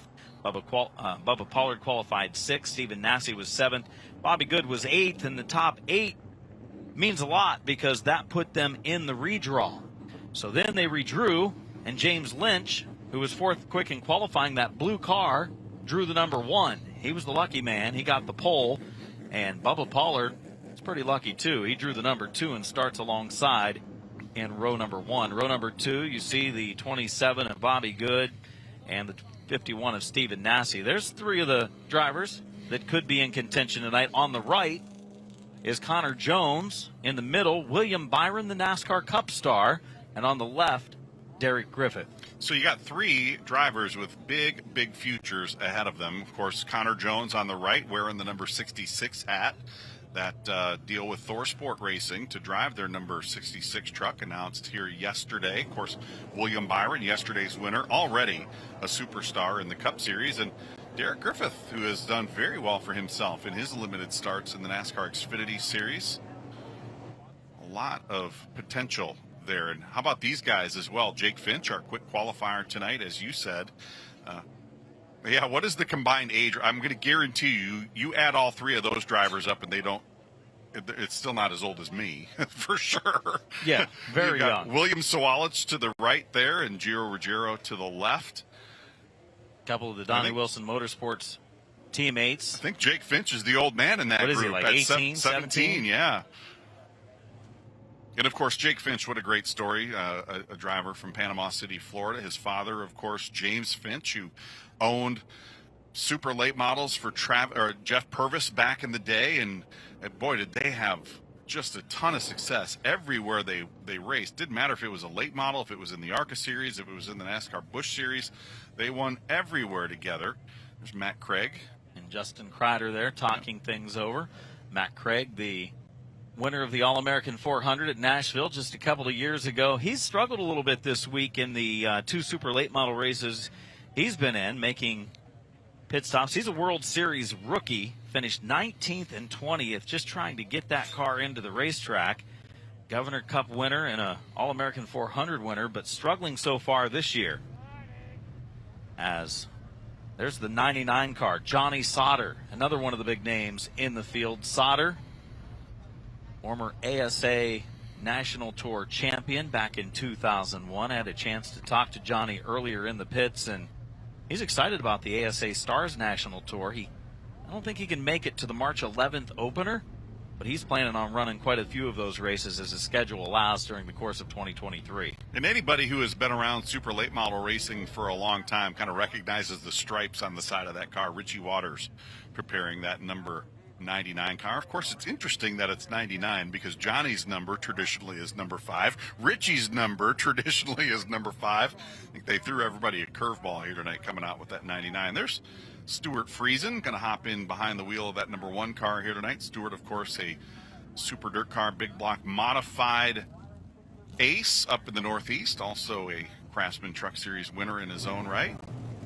Here, get some laps on the pavement tonight. Still putting the field together toward the back. There's Connor Mosak's 28 moving into place around Brandon Short's number 18.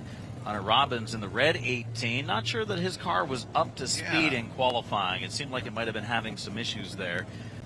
Maybe not on full song as he came down the straightaway earlier tonight, but watch Hunter Robbins, another driver excited about that ASA Stars National Tour opener March 11th as he gets to race in his own backyard. And of course, that is a very familiar looking ride as well, that red number 18 car. Of course, Ronnie Sanders for decades behind the wheel of his self-owned number 18 car. Now his son Ricky Sanders, the owner and operator of that family-owned race team. And we always do. We expect to see that car a lot closer to the front, but in qualifying, it did not sound right. So Hunter Robbins going to come from deep in the field here tonight. But I bet you if they're able to diagnose whatever that issue was, Hunter should have a good run here this evening. There's Jane Hart and Stephen Nasse posing for a photo. Jane Hart Robert Hart, big event for them. This the Clyde Hart Memorial 100. Robert's father, Clyde, longtime owner of New Smyrna Speedway. This race in his memory, a 100-lap event, an annual affair.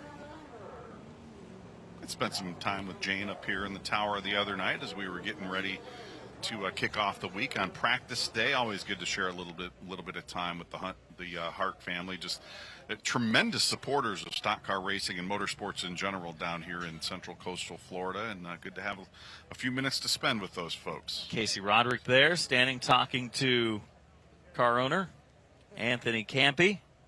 Just think that duo together can win a lot of races and be outstanding during the course of the 2023 season. And they've been off to a solid start this week, top qualifying efforts and a couple of second-place finishes in the feature events. He's got 100 laps to get to the front tonight. Casey Roderick is a young man that, made a big splash when he was very, very young and looked like he was going to be on path to, go up the ladder into the, into the NASCAR Truck Series or the Busch Series or the Xfinity Series. He's really decided, I like super late model racing. This is where I want to make my career, and he has become one of the nation's best. I think if you did a nationwide poll, where would Casey Rod? He definitely would be up in the top 5 of super late model drivers nationwide. And good to see him here tonight. And he's of course been with us all week, and powerhouse team. He and Anthony Campy Racing for sure. Doing the one-by-one driver introduction out of cars, which they try to do for the 100-lap races during the course of the week. We'll see that for most of the big events this week. Most likely the 100-lap Richie Evans race on Friday night. There's Johnny Sauter leaning up against his car, talking to Gabe Summers. Of course, both of these drivers from Wisconsin. Gabe, a former, what is now the ASA Midwest Tour, former ASA Midwest Tour Rookie of the Year. Johnny Sauter there needs no introduction, really. Johnny, one of 11 Sauter children. How would you like to be the youngest of 11? Think he ever got the big piece of chicken at the dinner table on Sunday night? I don't think so. Had to fight for it. Absolutely. That's why. Maybe that's why he's scrappy. That's why he is scrappy. That's why he's the way he is. I was going there. Yeah, that's exactly why. We have a good crowd here tonight. The weather's been a little chilly the last few nights. Yeah. Today the weather improved, and a lot of fans coming out to take part in this ASA Southern Super Series 100-lap race. Expected to be a good one with 34 drivers on the scheduled entry list. And the fans excited to see the first point race of the season for this series, and then we kind of look forward to the March 11th race at Five Flag Speedway, that two-day weekend, with practice on Friday for the ASA Stars National Tour, as well as Pure Stock and Sportsman races for the Five Flags regular season competitors, their season opener. As introductions continue here at New Smyrna Speedway before the start of this 100-lap event. One of the drivers that's in the starting field here today is William Byron and Jesse Punch standing by. Jesse? William, you are a winner here last night in a dominating win at that. So where is your confidence then heading into tonight's bit of a longer race? Yeah, for sure. I mean, we're starting 10th, so we're a little bit buried, but just kind of missed it a little bit in qualifying. I probably could have done a better job. So got a little ground to make up, but good crowd tonight and excited to get racing. And I feel like our car was really good in practice, so we just got to do what we did there and just make our time early. William, you have the opportunity to race against a lot of different drivers at all different levels. What can you tell me about the level of talent in this field tonight? Yeah, it's really good. I mean, I think every series is a little bit different, but obviously you got a lot of good guys in this field, and it's just about who can manage the tires the best and also work traffic. So it's really a challenge because I'm not used to managing tires, so trying to manage my tires and keep something left for the end. Thanks for the time, William. Best of luck tonight. Thank you. Appreciate it. That's William Byron. He was your winner here last night. Let's see what he can do this evening. Well, he got to start in the 10th position tonight. He doesn't have the ability to start up front and pull away and just run away with it as he did a night ago. He's going to have to work for it. He's going to have to be a little bit patient. I'm thinking just after halfway, maybe between 60 and 70. That's about go time. Go time. He's paced himself. He gets up into the top 3 or 4 and rides for a little bit and lets everybody else wear their stuff out. His car was so good last night. And we've seen that in these long-distance races. Drivers burn those tires off really quickly if they run too hard too early. And Byron, I think, should do the exact opposite. I think he's going to take care of his stuff and be there at the end. Jesse Punch has been able to catch up with another one of the stars in tonight's field. That's right, gentlemen. I'm standing down here with Derek Griffith. Derek, we've got a bit of a longer race this evening, so what's going to be the key to finding success? Keep it clean. Last night I felt like I burned it up in the 35 laps that I had. We've been struggling. I don't know what the deal is this year, just with it being so different than previous years. We got the same setup, same style car, same everything. It just doesn't have quite the speed in the corners as it normally does. So we got a little bit of work to do. I think this is the best we've been. So 100 laps, hopefully everybody tries to go forward and burns it up, and we'll have something at the end. Thanks, Derek. Best of luck tonight. Thank you. Derek Griffith, driver of the number 12. He wants to run the whole ASA Stars National Tour. Not sure if they can do it, but they're going to try to run as many as they possibly can. Would love to see him be one of the competitors. He's one of the drivers we would love to see in competition for that championship this year. Saw Jake Finch getting a big check for being fast qualifier here tonight. There's Southern Super Series co-promoter Tim Bryant down there retrieving the big fake check. I think we've got to use that one again somewhere down the road, but good to have Tim in the house. Of course, Tim, the promoter of the famed Snowball Derby down there. Joke's on them anyway. Like they're going to be able to cash that Right, thing. they can't cash it anyhow. I've tried. Trust me, I've tried. But look at all of those race cars down there on the starting grid. What a great sight to see a full field of super late models ready to rock and roll here. And a lot of activity down here on the start-finish line as we count down to the start of tonight's 100-lapper. And, yeah, talking about Derek Griffith, I know he's also going to try to run some Xfinity Series races. I saw him with his Sam Hunt Racing uniform on, so hopefully he'll be able to make that happen this year as well. Like I said, he's acquitted himself very well every time he's been able to hop behind the wheel, whether it's in the ARCA Menard Series or in the NASCAR Xfinity Series. Derek Griffith has been very capable every step along the way. Introductions continue. They've almost done the whole field now, down to the final couple of rows toward the front. Again, the top 8 doing the redraw. Jake Finch. He starting in the top 8 was the fast qualifier here tonight. Final couple of drivers being introduced. Charlie Krall, Adam Mackey here in the booth for this 100-lap event for the ASA Stars National Tour.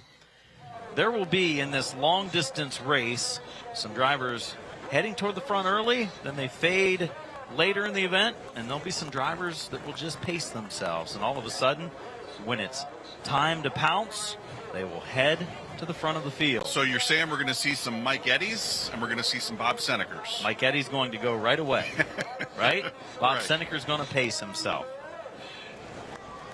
Jesse Punch down on the front straightaway can feel the anticipation building for the first point race of the season for the ASA Southern Super Series. And Jesse, we're about ready to hear these cars fire up. Is there any better sound, honestly, than engines firing? You're starting to hear them now. I am so excited about this race, and you guys said it. The anticipation of what we're going to see tonight with the debut of this series is going to be phenomenal, no doubt. We've got such an array of talent in the field, from Cup Series drivers, Craftsman Truck Series drivers, and then our fastest qualifier, Jake Finch. We've been seeing him run in the ARCA Regional Series. So there's a lot of different talent in this field. It's going to be fun to see how they all stack up against each other. And, of course, don't forget, we've got a nice little paycheck there waiting in Victory Lane. So what do you guys think is going to happen up there in the booth? Give me your predictions. Oh, do we want to predict who the winner's going to be? I don't know if we want to. We don't want to, That is a tough call because the reality of it is, Adam, the tire wear issue here really is a leveler of that playing field. Who gets to pick first? That's what I want to know. Hey, Jesse's down there with him. Let's let Jesse pick. Jesse, you pick first. Who do you got? Gentlemen, let me tell you one thing I've learned in my short 6 years of working here in racing. It's that every time I make a prediction, that guy is not ending up in Victory Lane. In fact, they technically, or most of the time, don't really finish the race. So in an effort to keep my friends down here, I am not going to put anybody's name out there because I don't want to be any bad juju. Take my word for it. Oh, boy. She won't do it. She won't step out there. She doesn't want the Jesse Jinx tonight. That's what we'll call it, the Jesse Jinx. I think I'm going to go out on a limb here. I know this is tough. Well, should I go with William Byron? Is that fair? Let's say we'll take Byron out of the mix. Let's take him out of the mix. Okay, let's take him out of the mix because I'm with you. Yeah. I think we both might have taken him after what we saw last night. Let's take him out of the mix. I'm going to go with Casey Roderick.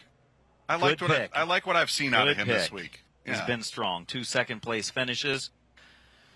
You know what? He ran well at Speedfest 2 years in a row. He's won the Speedfest event at Watermelon Capital Speedway. He starts on the outside of row number 1 tonight. And how many times have we seen Bubba Pollard, if he can qualify into the invert, is he somebody that can actually be passed?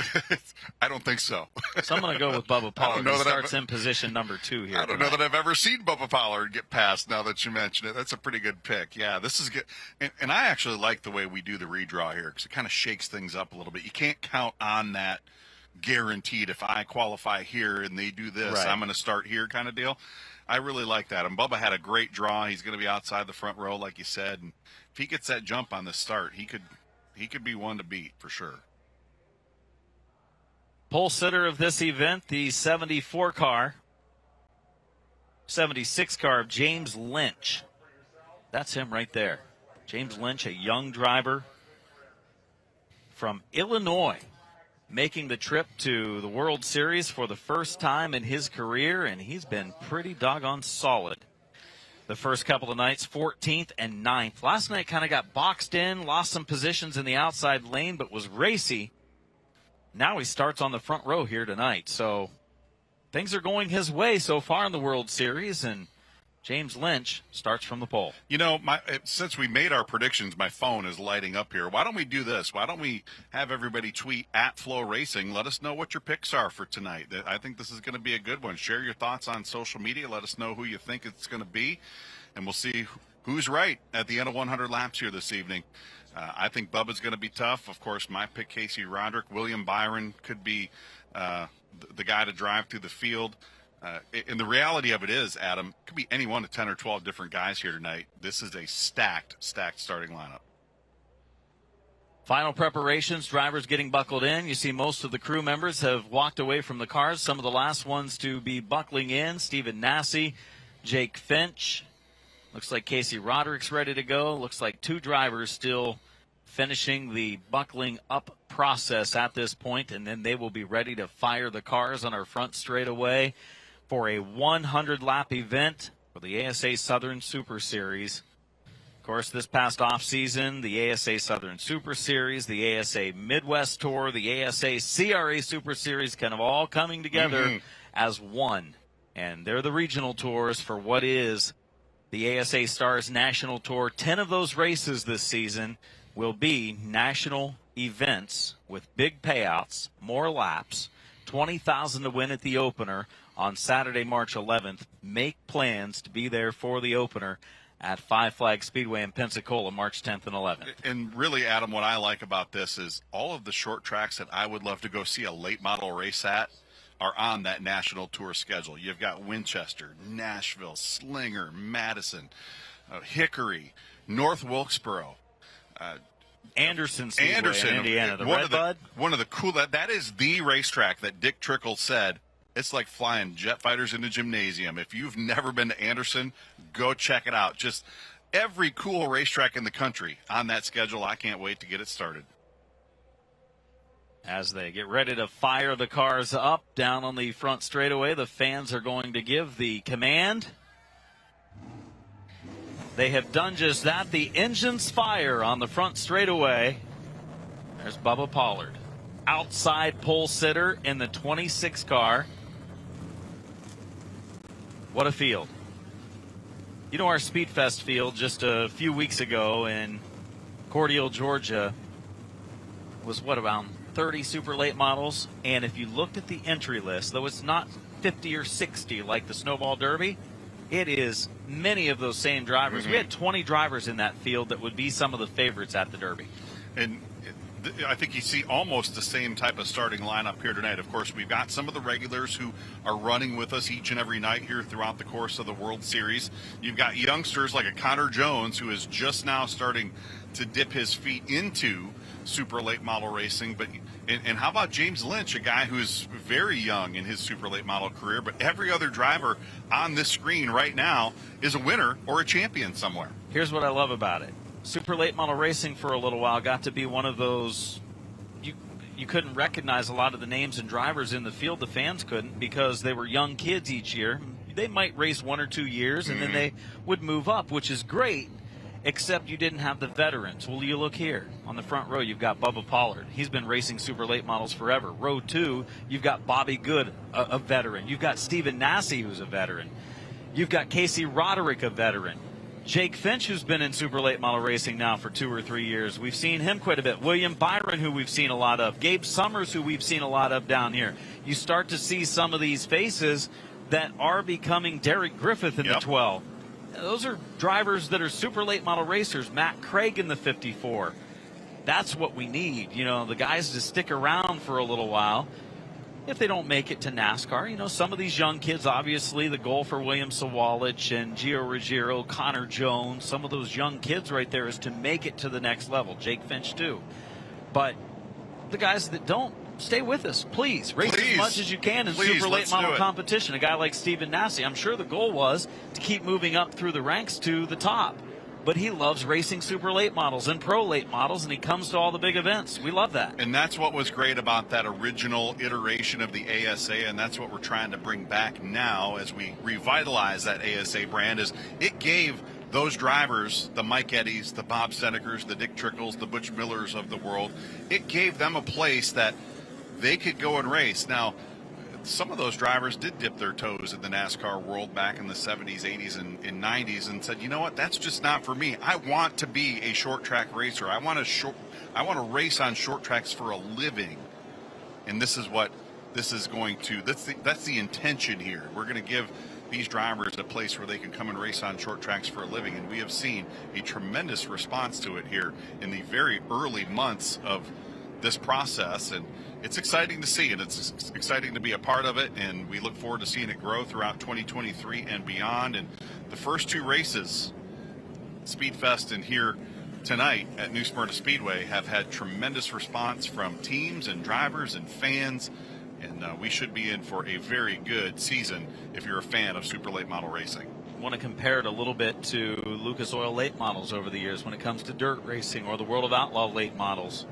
They have a group of drivers that have been following those series for years. Fans go to the racetrack to purchase their T-shirts and to see their favorite drivers when they come to town. That's what we want with the ASA Stars National Tour, and hopefully it develops into that, and we'll get a first chance to see it on Saturday, March 11th. The field will take some laps around the track to get some heat in the tires. This is a Southern Super Series event tonight that will determine the start of the season when it comes to the points, because it's the first point race.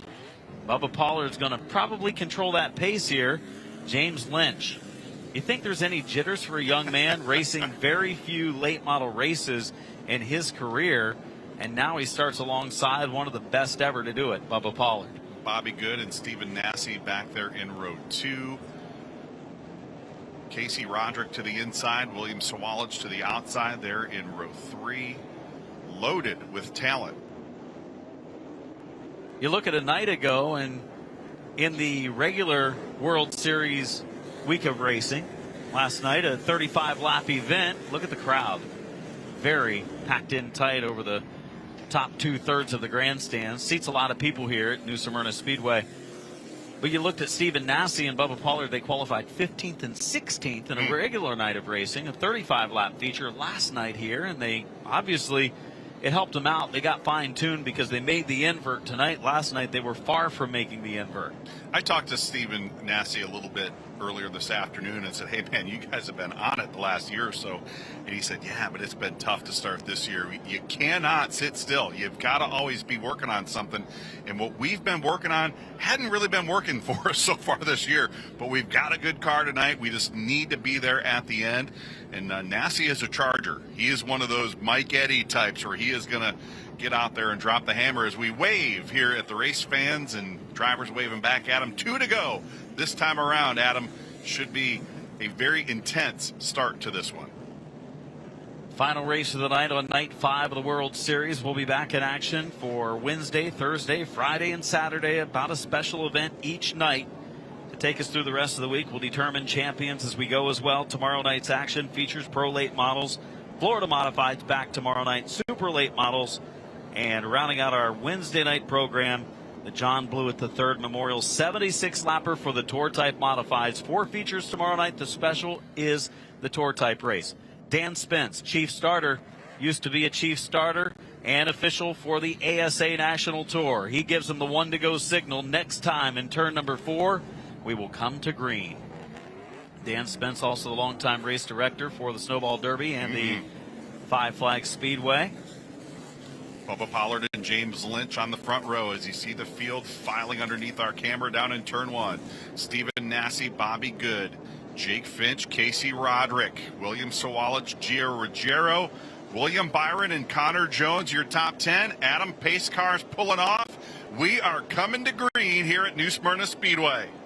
To turn number 4, Pollard and Lynch get the green. Pollard in the outside lane, the advantage. Heading into 1, Michael Hine deep in the field, got his rear tires lifted off the ground. He saved it. They continued in the right direction. Here comes Nasse for the second spot. Kind of caught in the middle for a moment was Bobby Good. It was Finch looking to the outside and Roderick looking to the inside. You saw Bobby Good there kind of check up, and Roderick was surprised. He really took a hard left-hand turn right there and just about lost that race car as we come across to complete lap 1. And no surprise, Bubba Pollard jumping out front and trying to stretch that advantage now over Nasse in second.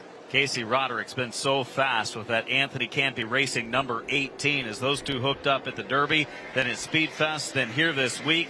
And they're going to be one of the favorites to win the championship this week. And this is a points race as well for the week here at the World Series. So not only counting for Southern Super Series points, but also World Series points. 1 off the pace. Around goes Brandon Short in the 18 down along the inside lane. He keeps it off the wall.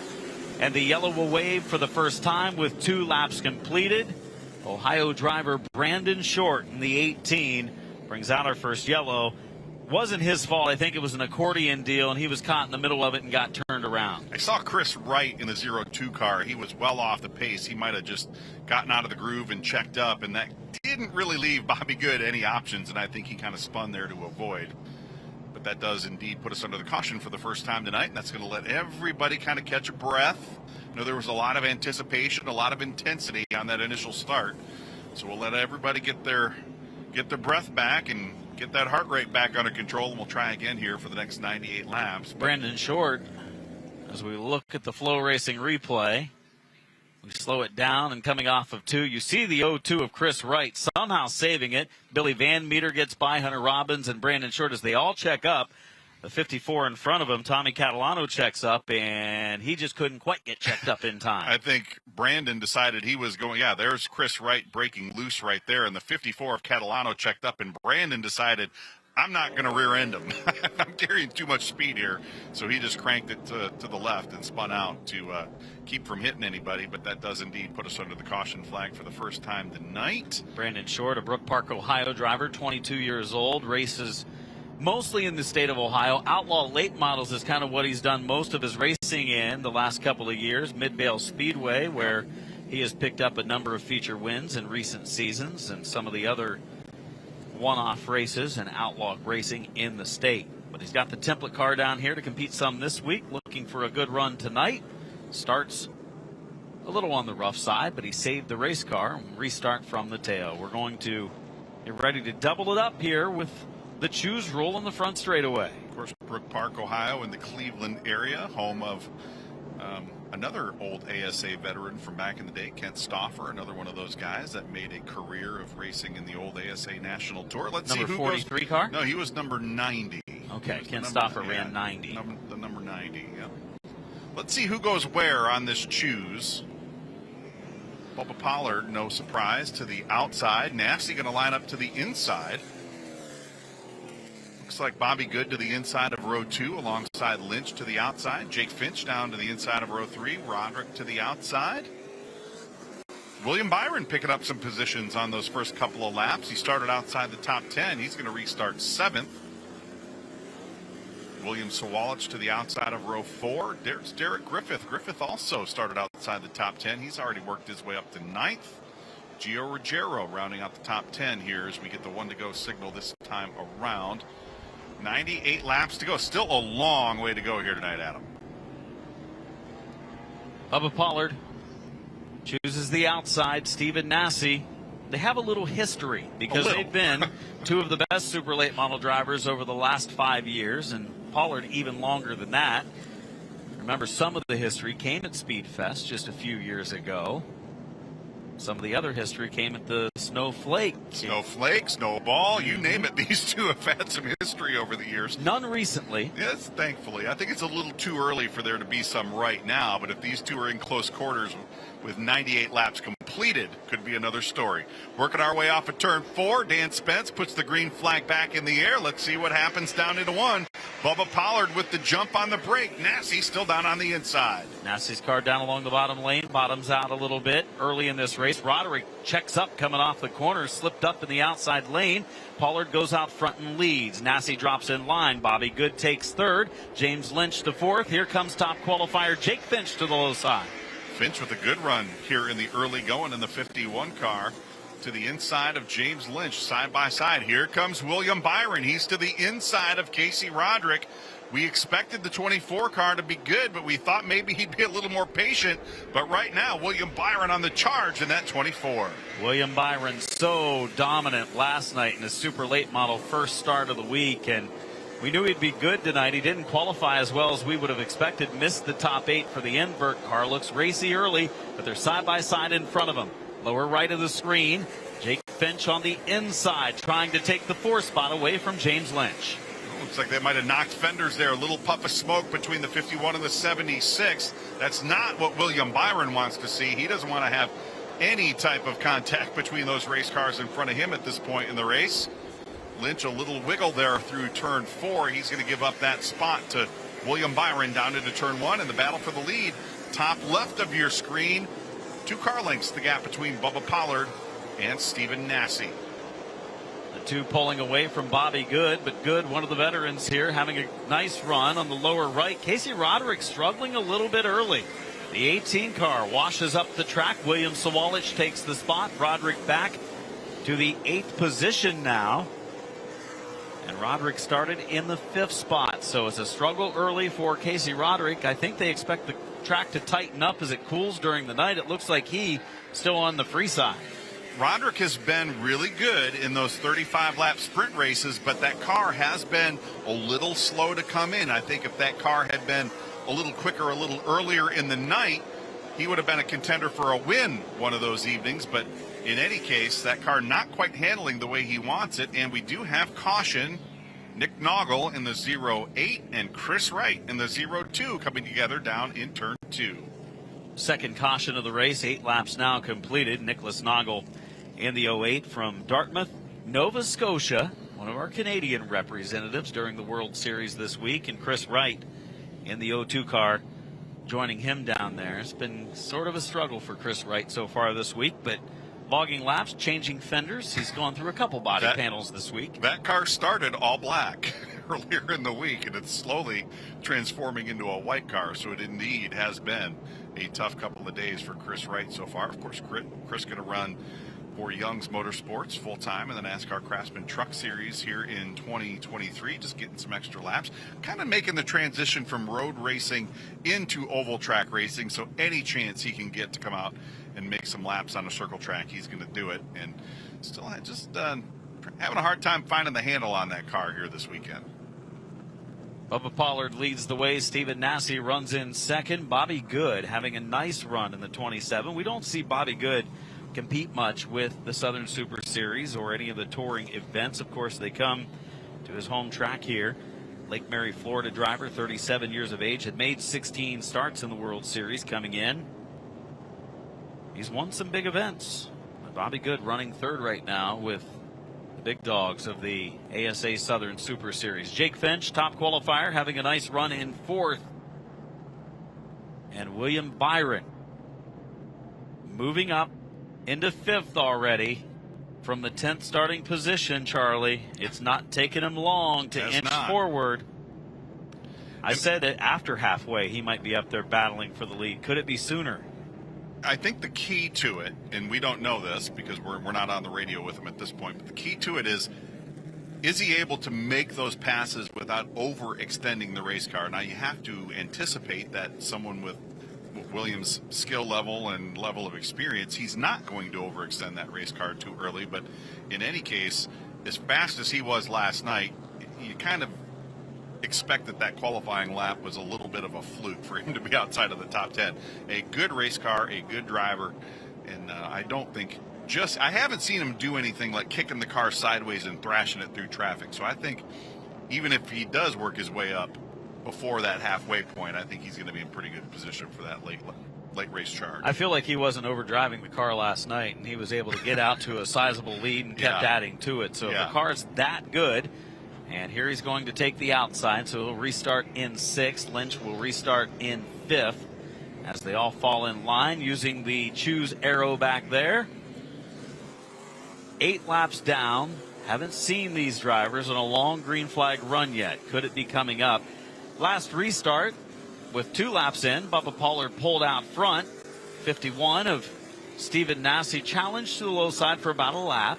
And then Pollard cleared him. Nasse followed closely. Nasse actually at times over that 6-lap run looked like he might have something to challenge for Pollard. But at this point of the race, do you even want to?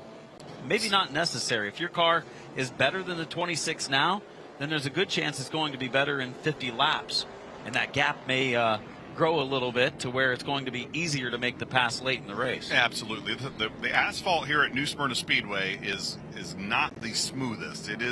It's like running on a cheese grater with these Hoosier Racing tires, and you don't want to burn the good off the tires too early. I think this point of the race, just 8 laps in the book, certainly is too early for me if I'm a crew chief, too early for me to let my driver go unfettered, chasing after Bubba Pollard here. Lights off on the pace car. He will pull down onto pit road. Pollard and Stephen Nasse bringing the field back to green. Heading off into the 3rd corner. Pollard a little bit ahead of Nasse. Nasse trying to get a run into the box. Side by side through the box. Good start back through the field. Back underway. 8 laps into the event. The Clyde Hart Memorial 100. Pollard drifting up the racetrack, but that's going to allow him to keep the momentum up. He gets the drive off at 2.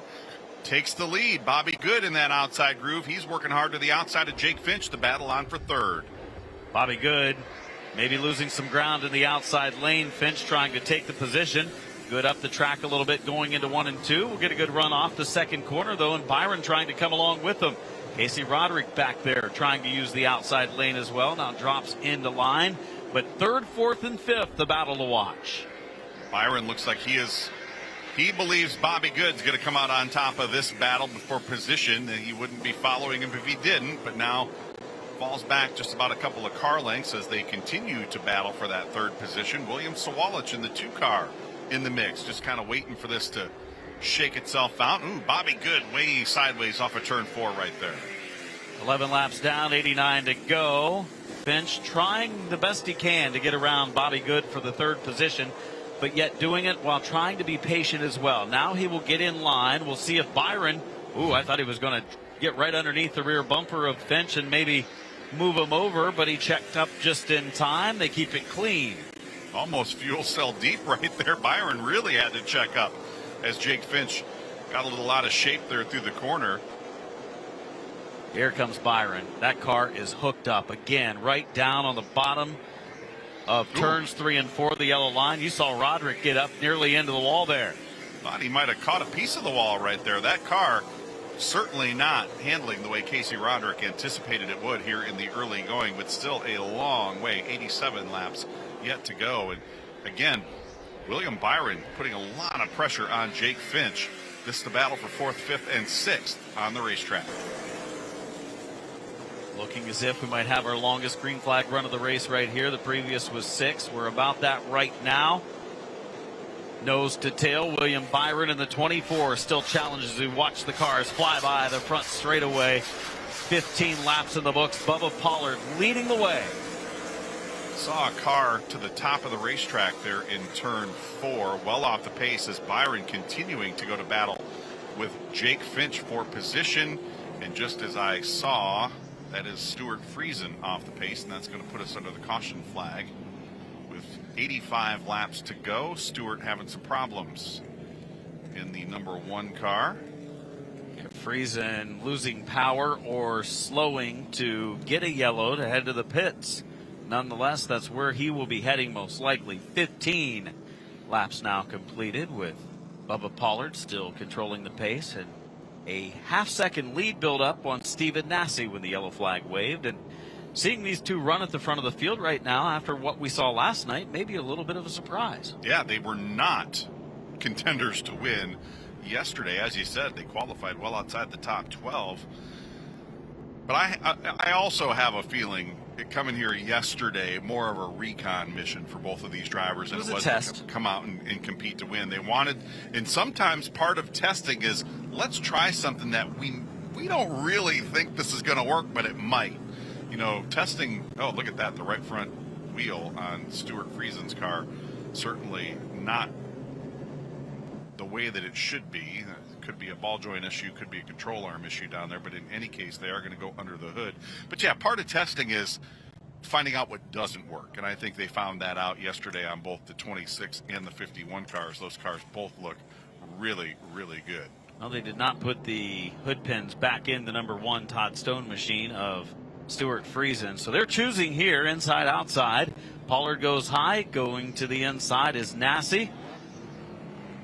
Just about every other so far. Both lanes are pretty good here. The inside lane's pretty decent. The outside lane has a slight advantage, especially if you're in the top 2 rows. That's where you want to be. First row, you want to be on the outside. Second row, you'd like to be on the outside. After that, you kind of fall into place because you don't want to give up a lot of track position one way or another. Not really worth the gamble to do it a little bit deeper in the field. Bubba Pollard, Stephen Nasse on the front row. Jake Finch and Bobby Good there in row 2. William Sawalich to the inside of William Byron there in row 3. Gio Ruggiero alongside Casey Roderick in row 4.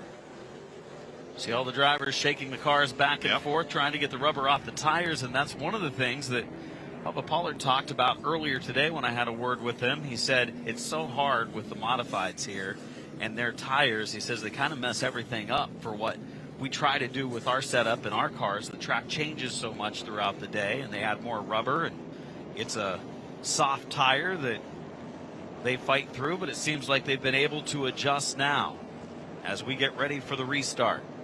15 laps in the books, 85 laps to go for Bubba Pollard, the leader. Nasse alongside, back to green at New Smyrna. Nasse with a good jump to the bottom side of the racetrack. He's got the nose out in front down into turns 1 and 2. Is he going to carry Pollard up the racetrack? Doesn't need to. He gets the jump off the bottom of turn 2, moves Stephen Nasse to the top of the leaderboard. Nasse into the lead for the first time tonight. We'll see what he can do here. He had fallen back from Bubba Pollard a little bit on the last run. Pollard had nearly a half-second lead. Third, fourth, fifth, and sixth, and Good makes contact with Finch. That's going to cost them both. Sawalich takes position. Sawalich up to third. Here comes Casey Roderick up to fourth. William Byron trying to move back into the top 5. You could see Bobby Good just throw the bumper a little bit to Jake Finch right there. Finch drifted up the racetrack and did a really nice job of keeping that car pointed straight, but had to check up and really stack the field up behind. And there almost was a little contact there between Finch and William Byron as Byron cleared him for position. Back behind them, Ruggiero running just ahead of Bobby Good. Lynch is there, and it's almost 3 wide. Here comes Derek Griffith, the Hudson, New Hampshire driver, 2-time World Series champion in the number 12 car, trying to move toward the front. He just has been a little bit off. He said we were a little bit off at the Derby this year. Same car here. He said we've been just a little bit off this week. He says we can't get the car to turn. He said we haven't had this problem before in the past here at New Smyrna. He said we're trying to fix it. And right now he's battling fairly deep in the field. Came across the line that time in 12th. There's multiple-time New Smyrna Speedway Super Late Model Track champion Brad May in that red and white number 9 car. He's to the outside of Derek Griffith. There's a couple of Wisconsin drivers knocking fenders right there. Johnny Sauter banging up alongside Gabe Summers in the 15 car. Gabe Summers qualified second last night. Tonight starting a little deeper in the pack, trying to move through the field. He had to come to the pits early last night. They had some lead kind of moving back and forth the frame rail last night, so they had to go to the pits to adjust the lead, make sure that it wouldn't leave the race car, and that's why Gabe Summers made an early pit stop one night ago. There's Casey Roderick in the 18. Jumped up in front of William Byron right there. Roderick's car starting to come to life now. He's up into the 4th position after that restart. So the 18 car starting to maybe drive more and more to Casey Roderick's liking as we get the tires built up. The pressure's coming up. Tire temperatures climbing here tonight on a relatively cool but comfortable night. Now here comes Byron looking down to the inside off into turn 3. For 4th position, William Byron, not much of a battle there.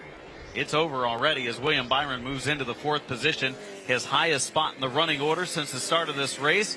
We are just at the 1/4 mark of the event when they cross the next time. The top 2, Stephen Nasse and Bubba Pollard at the front of the field. 2 of the most recognizable names in super late model racing leading the way here at New Smyrna Speedway. The Klein Hart Memorial 100 live here on Flow Racing. Here's a good battle for position towards the back of the top 10. Bobby Good holding on to the 9th position. Matt Craig in the 54. Matt, a former winner of the All-American 400 at Nashville Fairgrounds Speedway. Good, all kinds of sideways through the center of the corner. Can Matt Craig capitalize? Matt Craig has not been good the first 2 nights of super late model competition here. This is the best he's been. He's actually battling for a spot in the top 10. This is for the 9th position. Good has fallen now. Pretty deep in the pack, was up as high as 3rd earlier. And Matt Craig's going to take the spot. The last couple of nights, Matt Craig made pit stops during the race just to work on the car, and some of that is trying to make it better for tonight, and I think they found something.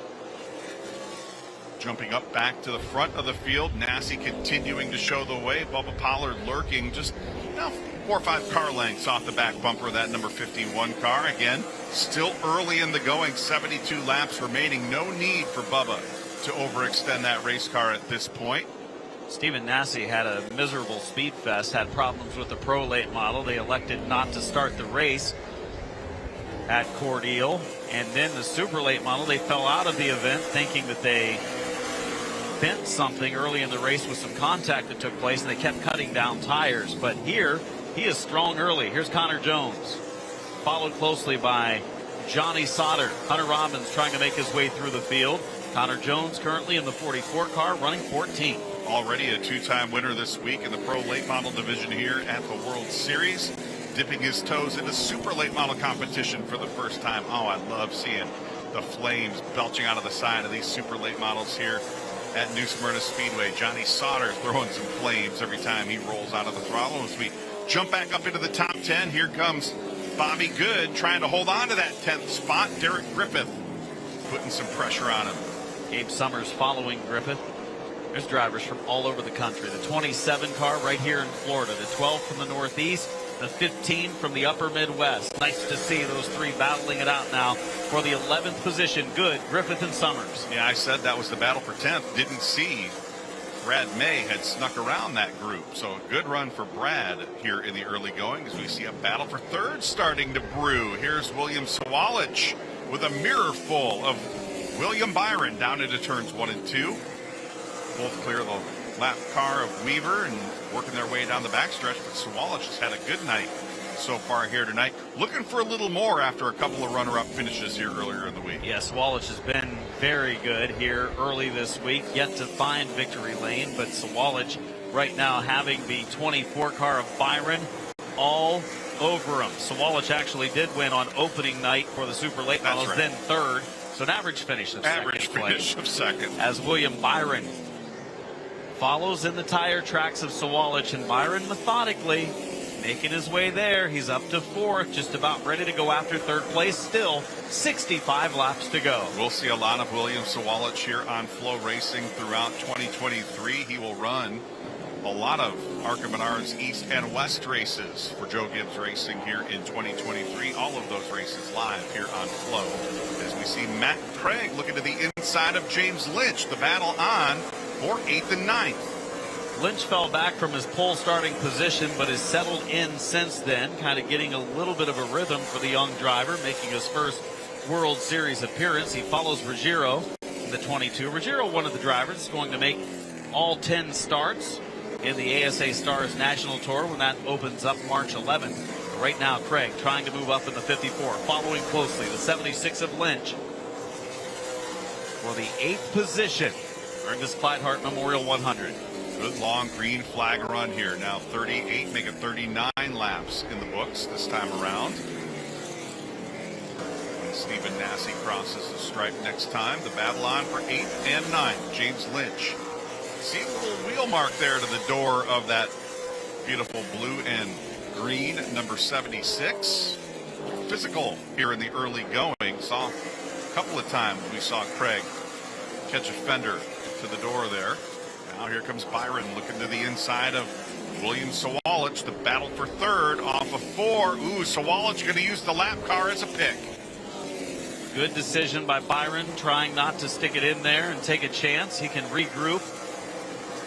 If you're a driver that's car is not handling well, this is the point where you're going to definitely notice that. Oh. Stephen Nasse, the leader's off the pace in the 51 car. He was leading the event. Stephen Nasse, the Pinellas Park, Florida driver, has dropped off the pace, takes his ride into the pits, and what looked like a possible victory tonight for Nasse comes to an end early with some bad luck. And the crew in no big hurry. That is a bad sign. A short night for Stephen Nasse. Nasse taking the steering wheel off in the cockpit already. He looks like he is done for the event. Bubba Pollard now takes the lead back. Sawalich second. William Byron in third, closing on the halfway point of the event. Bad luck for Nasse. It's good luck for Bubba Pollard. But now Pollard with a mirror full. So we got problems down in turn 1. Looks like the number 50 car to the outside wall. We see the number 18 of Hunter Robbins, Jet Nolan. Ending up, indeed, that is the number 50 of Jet Nolan, up along the outside wall. And look at the damage to the nose of that 18 car. Big hit for Hunter Robbins. Didn't qualify nearly as well as he would have liked. Robbins was running 16th, able to pull away from turns 1 and 2. So did Nolan in the 50. But that brings out a yellow moments after our leader, Stephen Nasse, fell out of the event while leading this race. 58 laps to go, 8 laps from the halfway point of the Clyde Hart Memorial 100. You know, a couple of years ago, it seemed like Nasse won everything. He would win a coin flip. He would win a heat race. He would win a feature race, anything. If he was in it, he would win it. And right now, he cannot get anything to go his way. A short night for Stephen Nasse. See a lot of cars coming down pit road for adjustments. There's Hunter Robbins' car coming to a stop at the head end of pit road. 58 laps left. Nasse and Pollard running first and second early in this race. And now things have changed a bit with Pollard back out front. Sawalich in second, was about to be overtaken by Byron.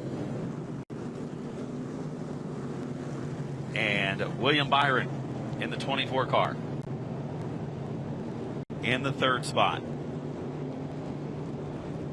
Jesse Punch is down in the pit of Stephen Nasse, the longtime leader of this race. Bad luck tonight for Nasse. Jesse? Stephen, and early into your evening, what happened out there? I think we had a gear break on us, honestly. Something in the rear end there.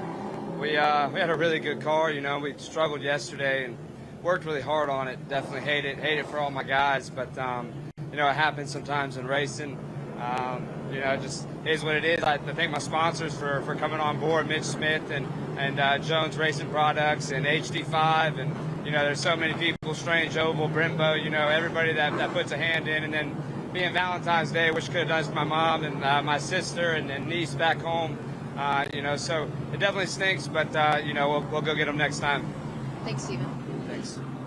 He's got to be pretty satisfied that he was as competitive and as strong as he was tonight. He was definitely a threat. And after Speedfest, where he was not good that weekend and had some issues, That car was definitely strong. So rear end going on Stephen Nasse while leading. If you're going to brake, you hate to brake while you're leading, but at the same time, he was up there with a chance to win before he had the issue. You know, and that's always the way. You know, you've got a really good race car and you have a problem and you drop out. And then on the nights where you struggle and you want the rear end to go out on it just so you can, claim the mercy rule or whatever. Right. It'll run all dang night. But yeah, Stephen Nasse definitely had a great race car here, and just not his evening. Little Lady Luck not smiling down upon that 51 car here this evening. Well, I thought that it would be maybe between lap 60 and lap 70 that Sawalich would be going for the lead with Bubba Pollard, but I feel like he's going to be restarting from the money spot on this restart, so it may be a little bit before the expected time, Charlie. I think it is go time for William Byron when we go back to green. I don't think the lap count really matters. I think he can sniff the lead, and he wants to go. And that streak right there of oil should be in the casing of the rear end gear for that young man, Stephen Nasse. That is why he has called it a night. Tough break for the driver out of nearby. Where's he from? He's from Pinellas Park. That's what I wanted to say. Other side of the state. For some reason, I was thinking Panama City, and I'm like, that can't be right. That's Jake Finch. Yeah, that's the other number 51 car. But yeah, from Pinellas Park on the other side of the state. That's right. It's not terribly far away. A couple hours, 3 hours. A lot closer than we're from. Right. A lot closer than it is for us, that's for sure. Bubba Pollard looking to maybe start his season with a second win. But he's going to have his work cut out for him because that 24 car of William Byron is up to third. He started 10th. All of a sudden, he is, after the oncoming restart, going to be challenging for a victory. We talked about Bubba Pollard being really hard to pass, and when Nasse originally went around him, Bubba didn't really put up too much. Too early. Way too early. I think this is the point of the race where if William gets to him, he obviously has a good race car. Bubba's not giving it up now without a fight. 8 laps from halfway. Jesse Punch down in the pits. Charles Crawl, Adam Mackey here in the booth on our Flow Racing coverage of the 57th World Series of Asphalt Stock Car Racing from New Smyrna Speedway. 4 more nights to go after this one.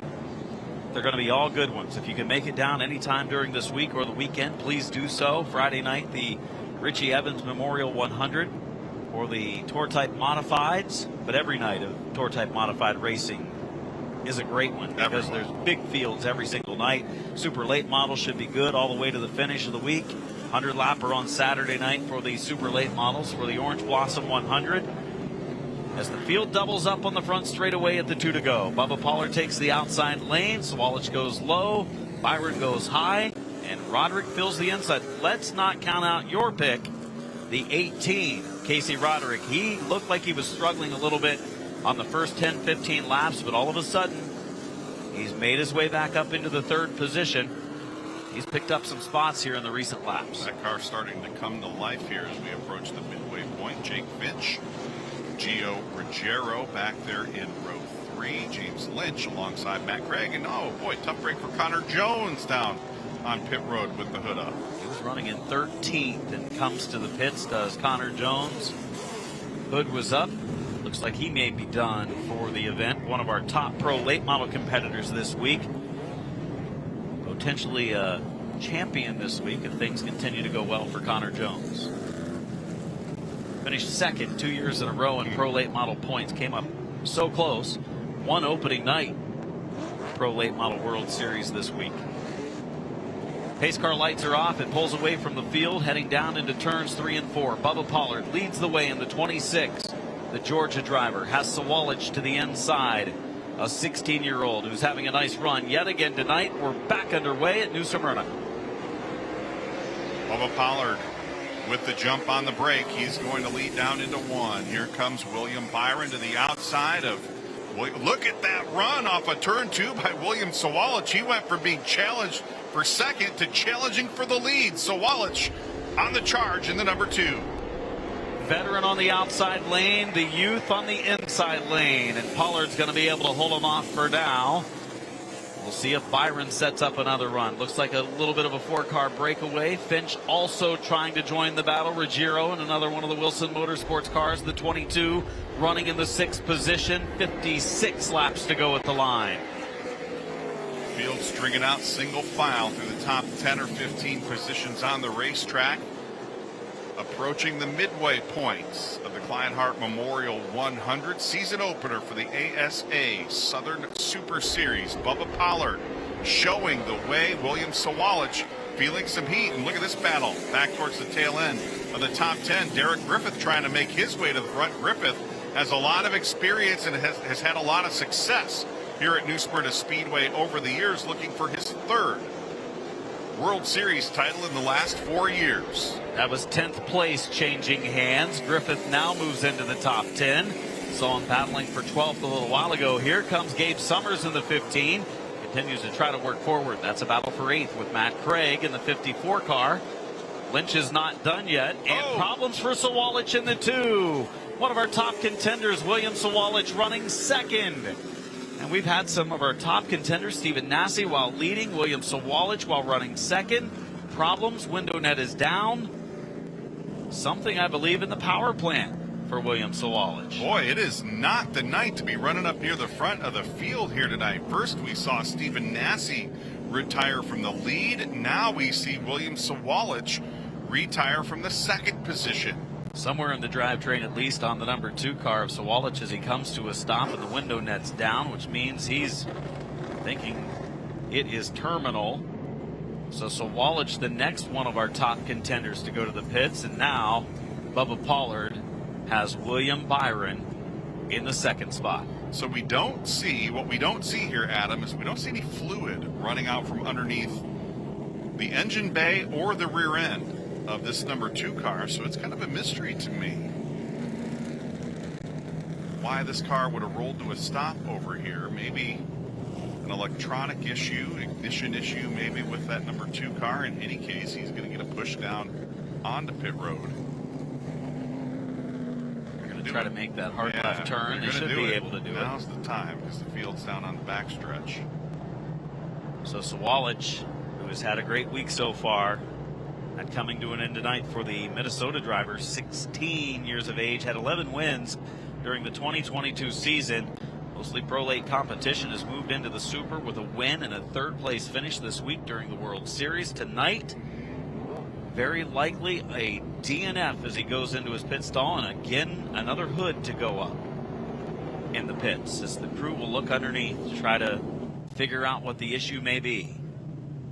Obviously, like you mentioned, no liquid coming out, so that's a good sign.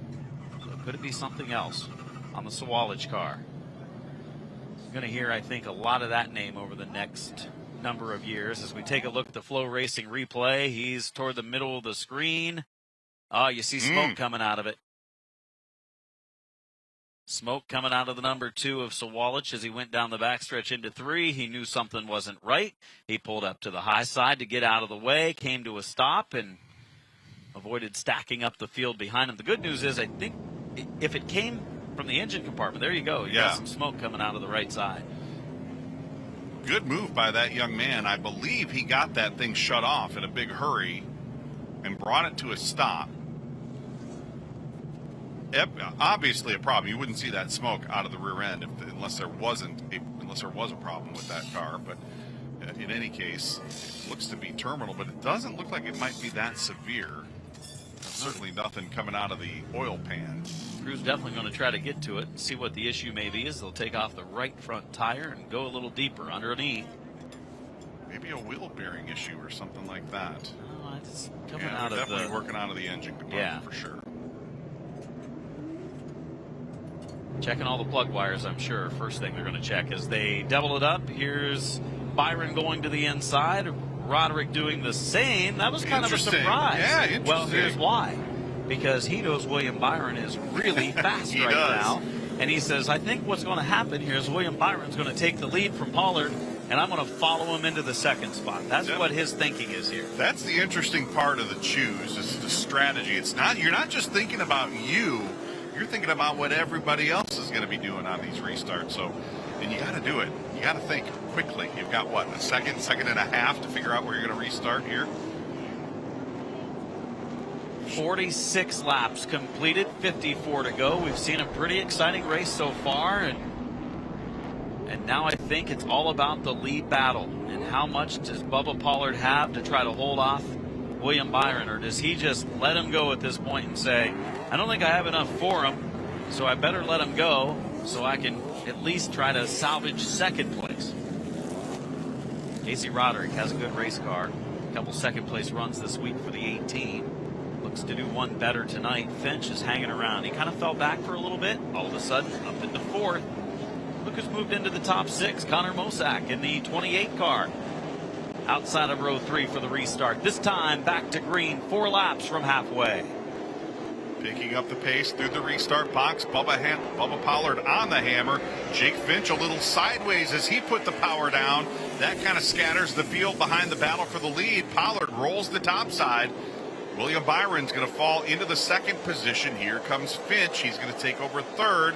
The battle on for fourth on back, but let's see what William Byron does now with Bubba Pollard as they stream across the start-finish line. Connor Mosak holding off Ruggiero on the outside lane. Mosak now moves up to the 5th spot. Ruggiero drops to 6th. Behind him, Gabe Summers continues to move forward. The 54 car of Craig moving up as well.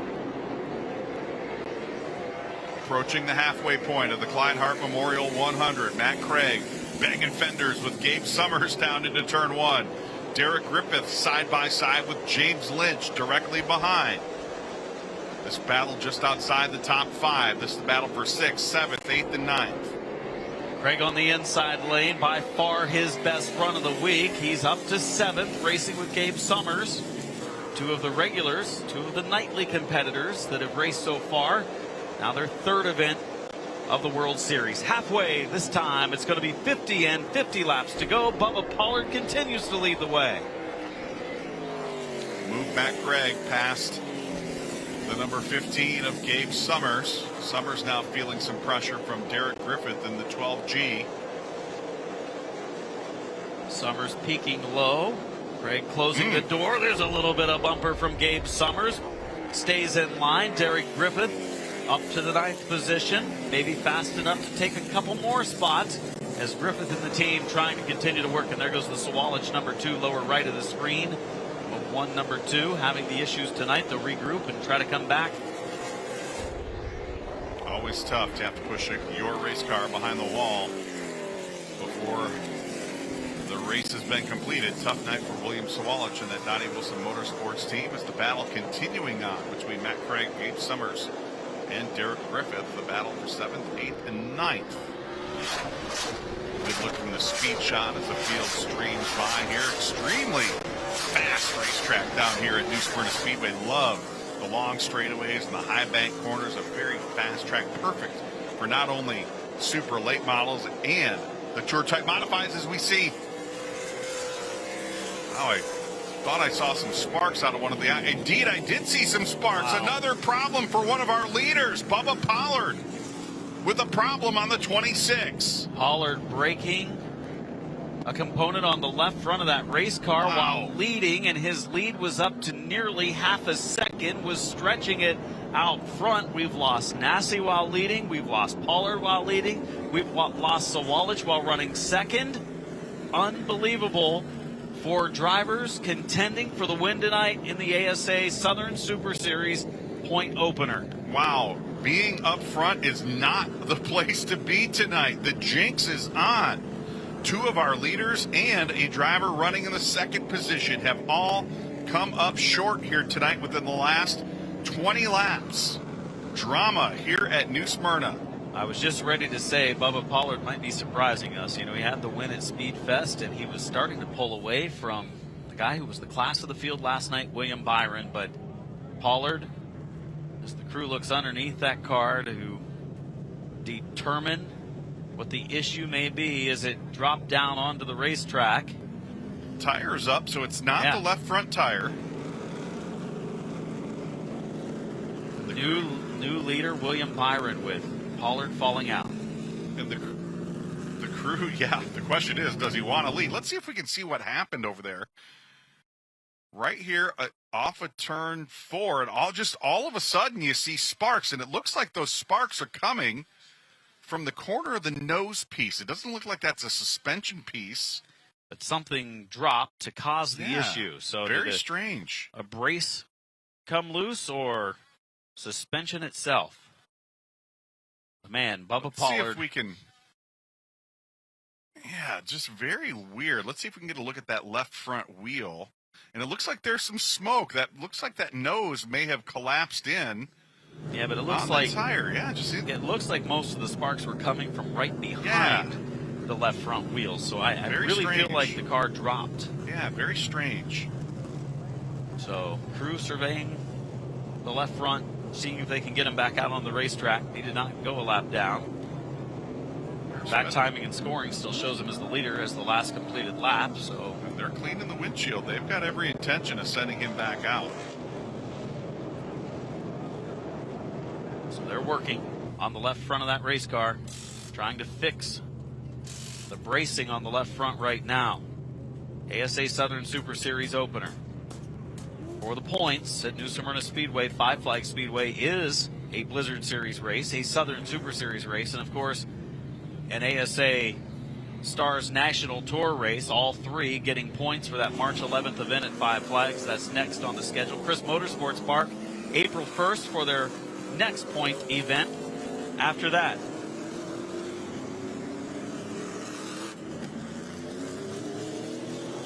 Field has taken the 2 to go signal. The choose has already taken place. William Byron to the outside. Jake Finch to the inside on the front row.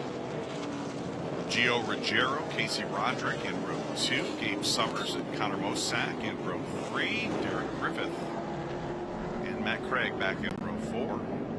How about Johnny Sauter cracking the top 10 for the first time tonight in that number 99 Richie Waters prepared car. He's alongside James Lynch.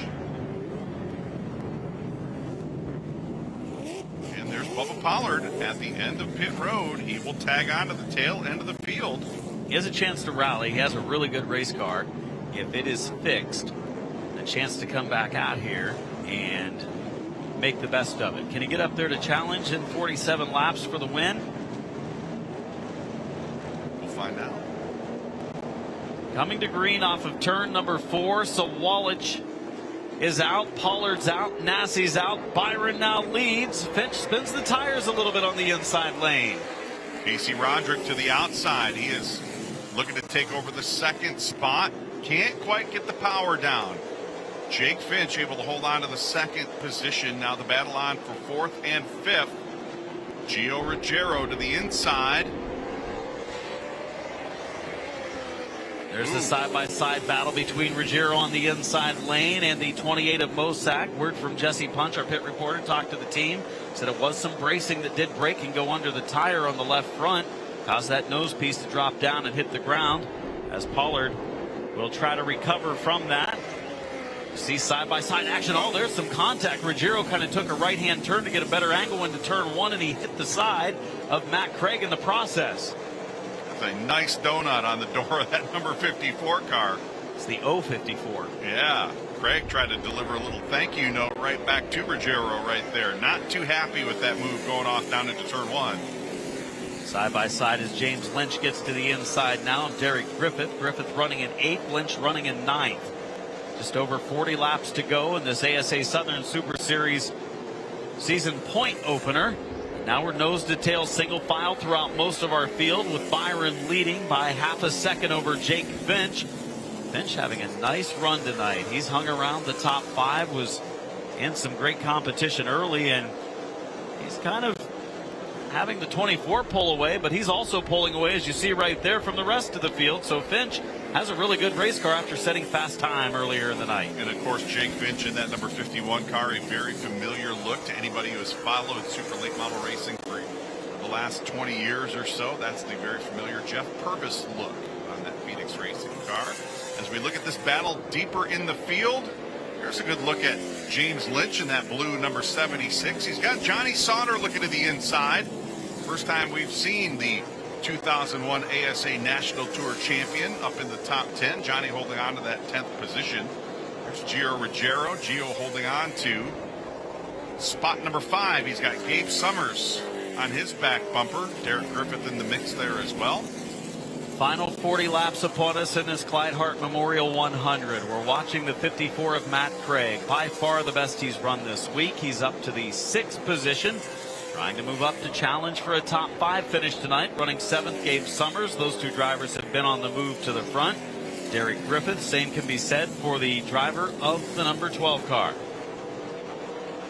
Derek picked up a win in the Sportsman division here on opening night.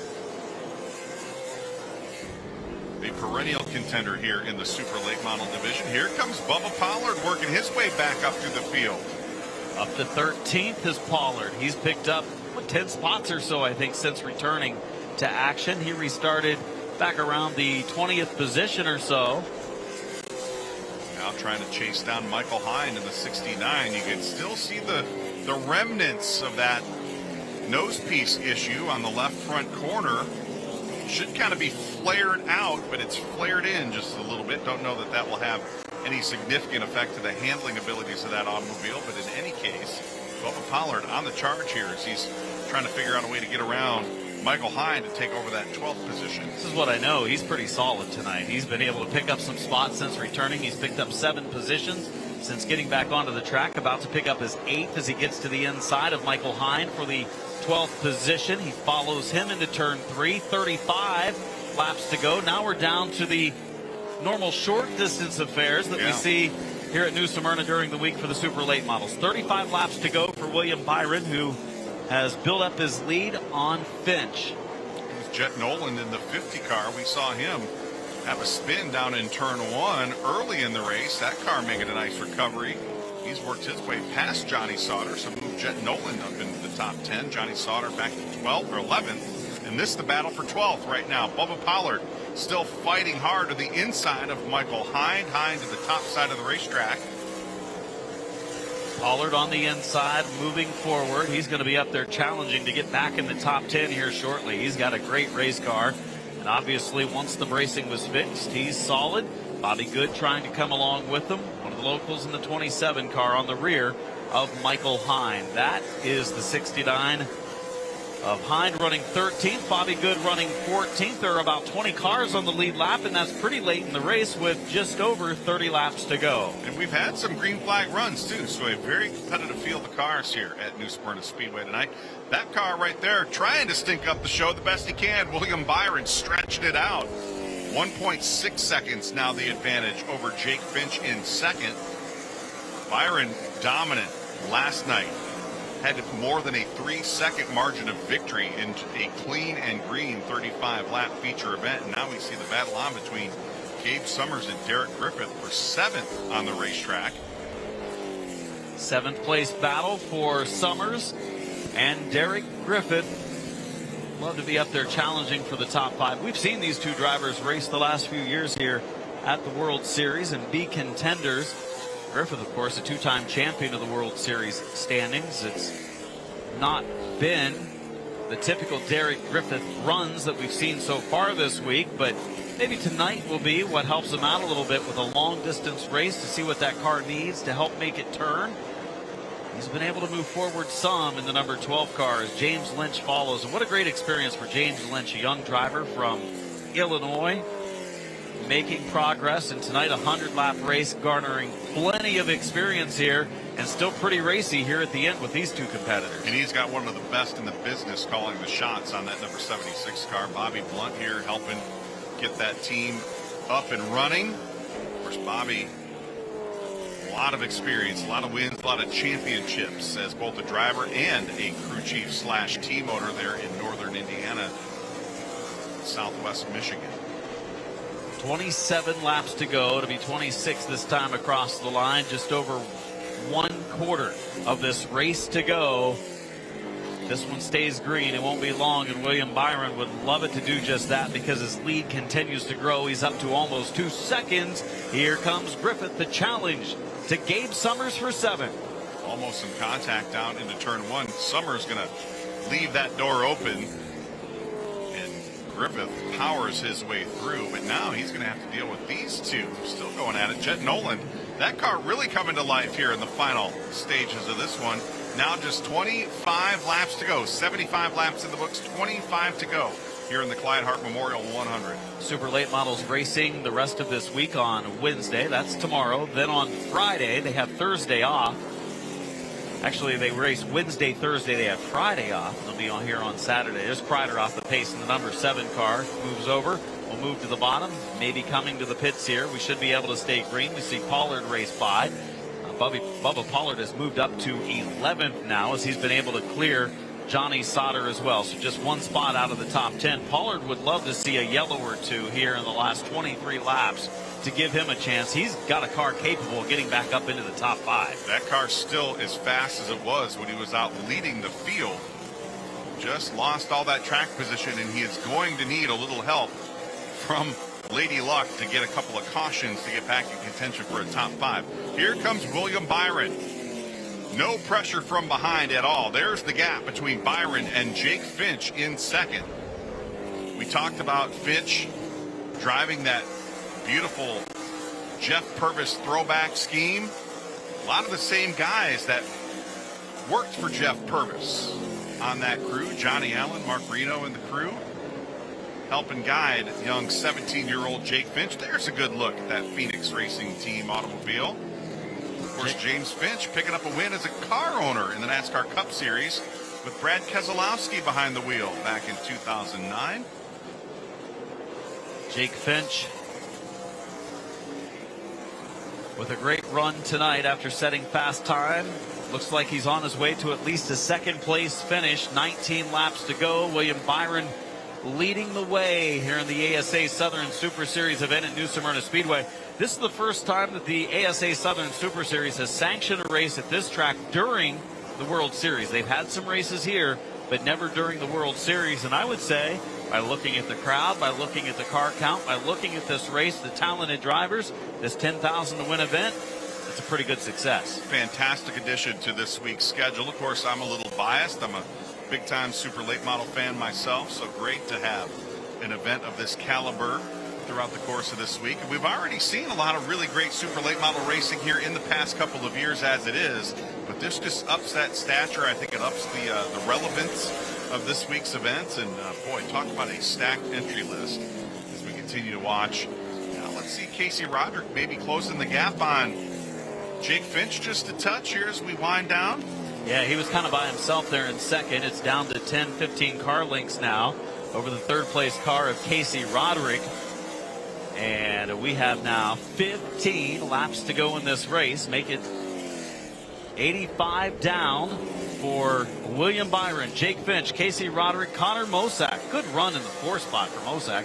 Gio Ruggiero running in the 5th spot. It reminds me of a few years ago when Connor Mosack on a nightly basis during the World Series in super late model action, where I was seeing him race for the first time in his career, and he was picking up podium finishes night in and night out. But this guy, William Byron, outstanding at the front of the field.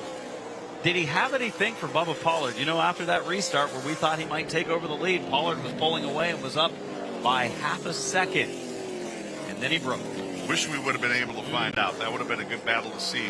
If we could have only kept his car, Nasty's car, right, and Sawalich's car out there, we might have had a barn burner down the stretch. Barn burner of a finish. But in any case, you can't take anything away from William Byron in the 24 car. The fact that he is stretching out the lead might not be the most exciting thing we've ever seen, but this is exactly how he has been in this car over the course of the last 18 months. Byron kind of stepped away from short track racing as he was making his way up the ladder. As we see this battle for 10th, here comes Bubba Pollard trying to race his way back into the top 10. He's to the inside of James Lynch now.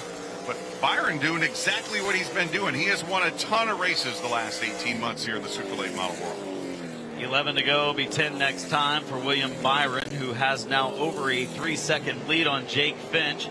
Casey Roderick continuing to close that gap as Bubba Pollard will take 10th away. You watch the car go into the corner. You see the rear brake rotors glowing. A lot of times in late model racing, you notice the front's glowing, but it looks like Pollard has a lot more rear brake in that car than front, which would mean it should help the car turn, rotate if you have more rear than front. At least that's the concept that we're used to when it comes to super late model racing. There's the leader working some traffic, but being patient while doing so.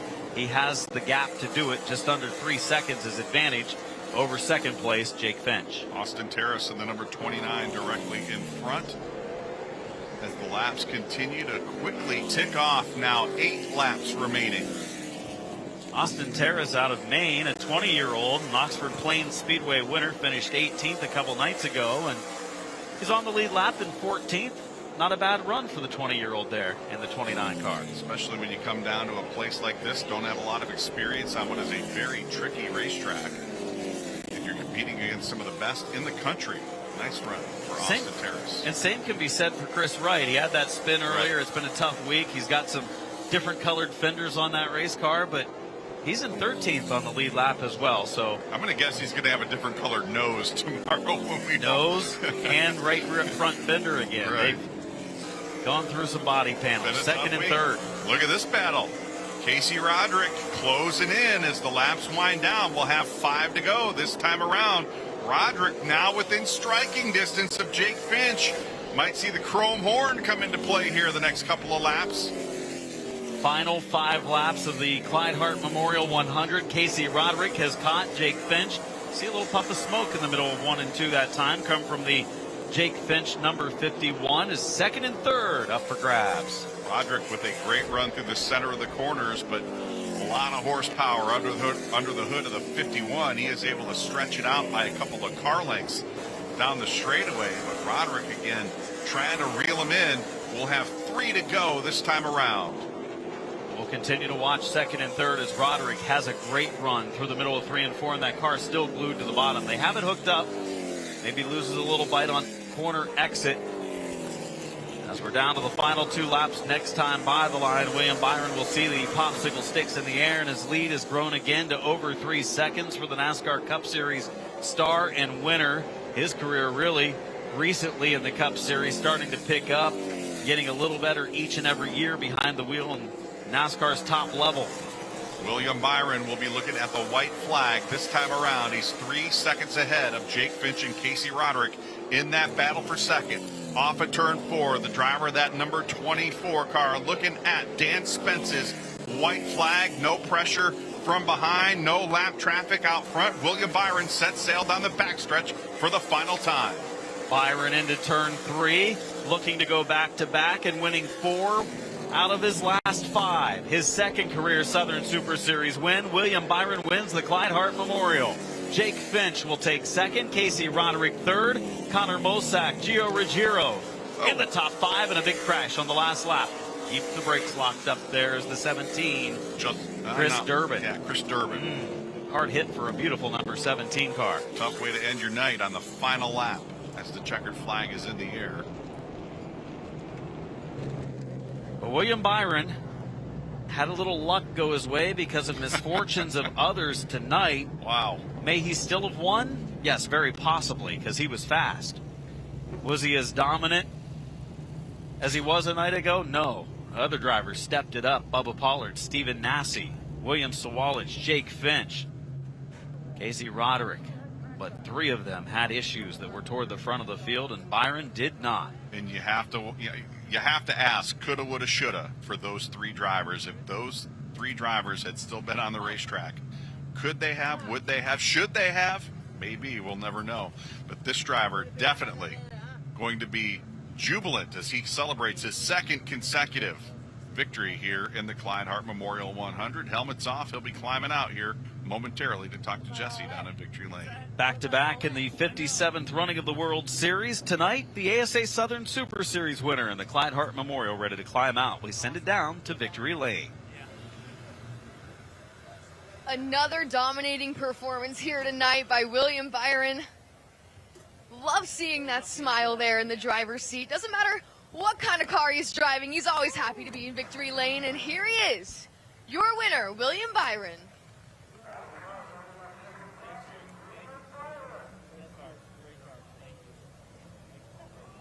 William, congratulations. Back-to-back wins here in the World Series of Asphalt.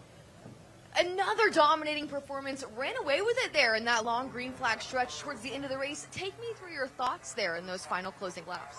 Yeah, I mean, obviously got a ton of misfortune for the other guys that were really good. You know, Steven Bubba and William were all really, really strong. So, I think I was the top 4 car for sure. I was kind of riding there, but those other guys were really good too. So it would have been hard, but yeah, just credit to this whole team.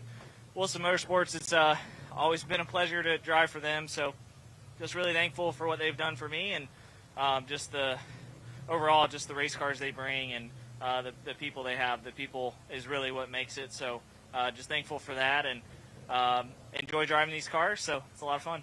Congratulations, William. Yeah, thank you. That's William Byron back in victory lane once again tonight. Byron getting it done tonight. He mentioned it, though. He said the misfortune. He said those guys were pretty good. Yeah. And, that's a good way to start his week. He's doesn't have anything else going on this week at all, does he, Adam?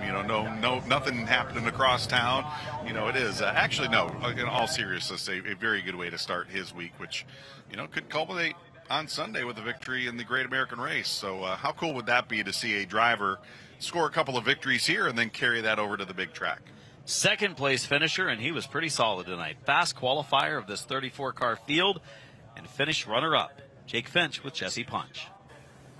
Jake, second place here this evening, but a battle to get there. You were fast all night. What are your biggest takeaways from this run? Yeah, it was fun night. We didn't finish second to nobody, for sure. William's a really good driver, obviously, and it was fun to be able to share the track with him and learn from him, riding behind him, and just follow him is fun as well. And just racing with Casey there at the end was fun as well. He used to drive my dad's car and stuff, so that's pretty cool. And so always looked up to him as well when I was little. So just really good night. Sat on the pole, finished second, and I felt like it was a good night. Good job to my Phoenix Racing team. They gave me a good piece, obviously, and a one piece that they work hard on. So I'm proud to be able to put it here second tonight. Jake Finch pretty happy with his second place finish tonight. Thank you.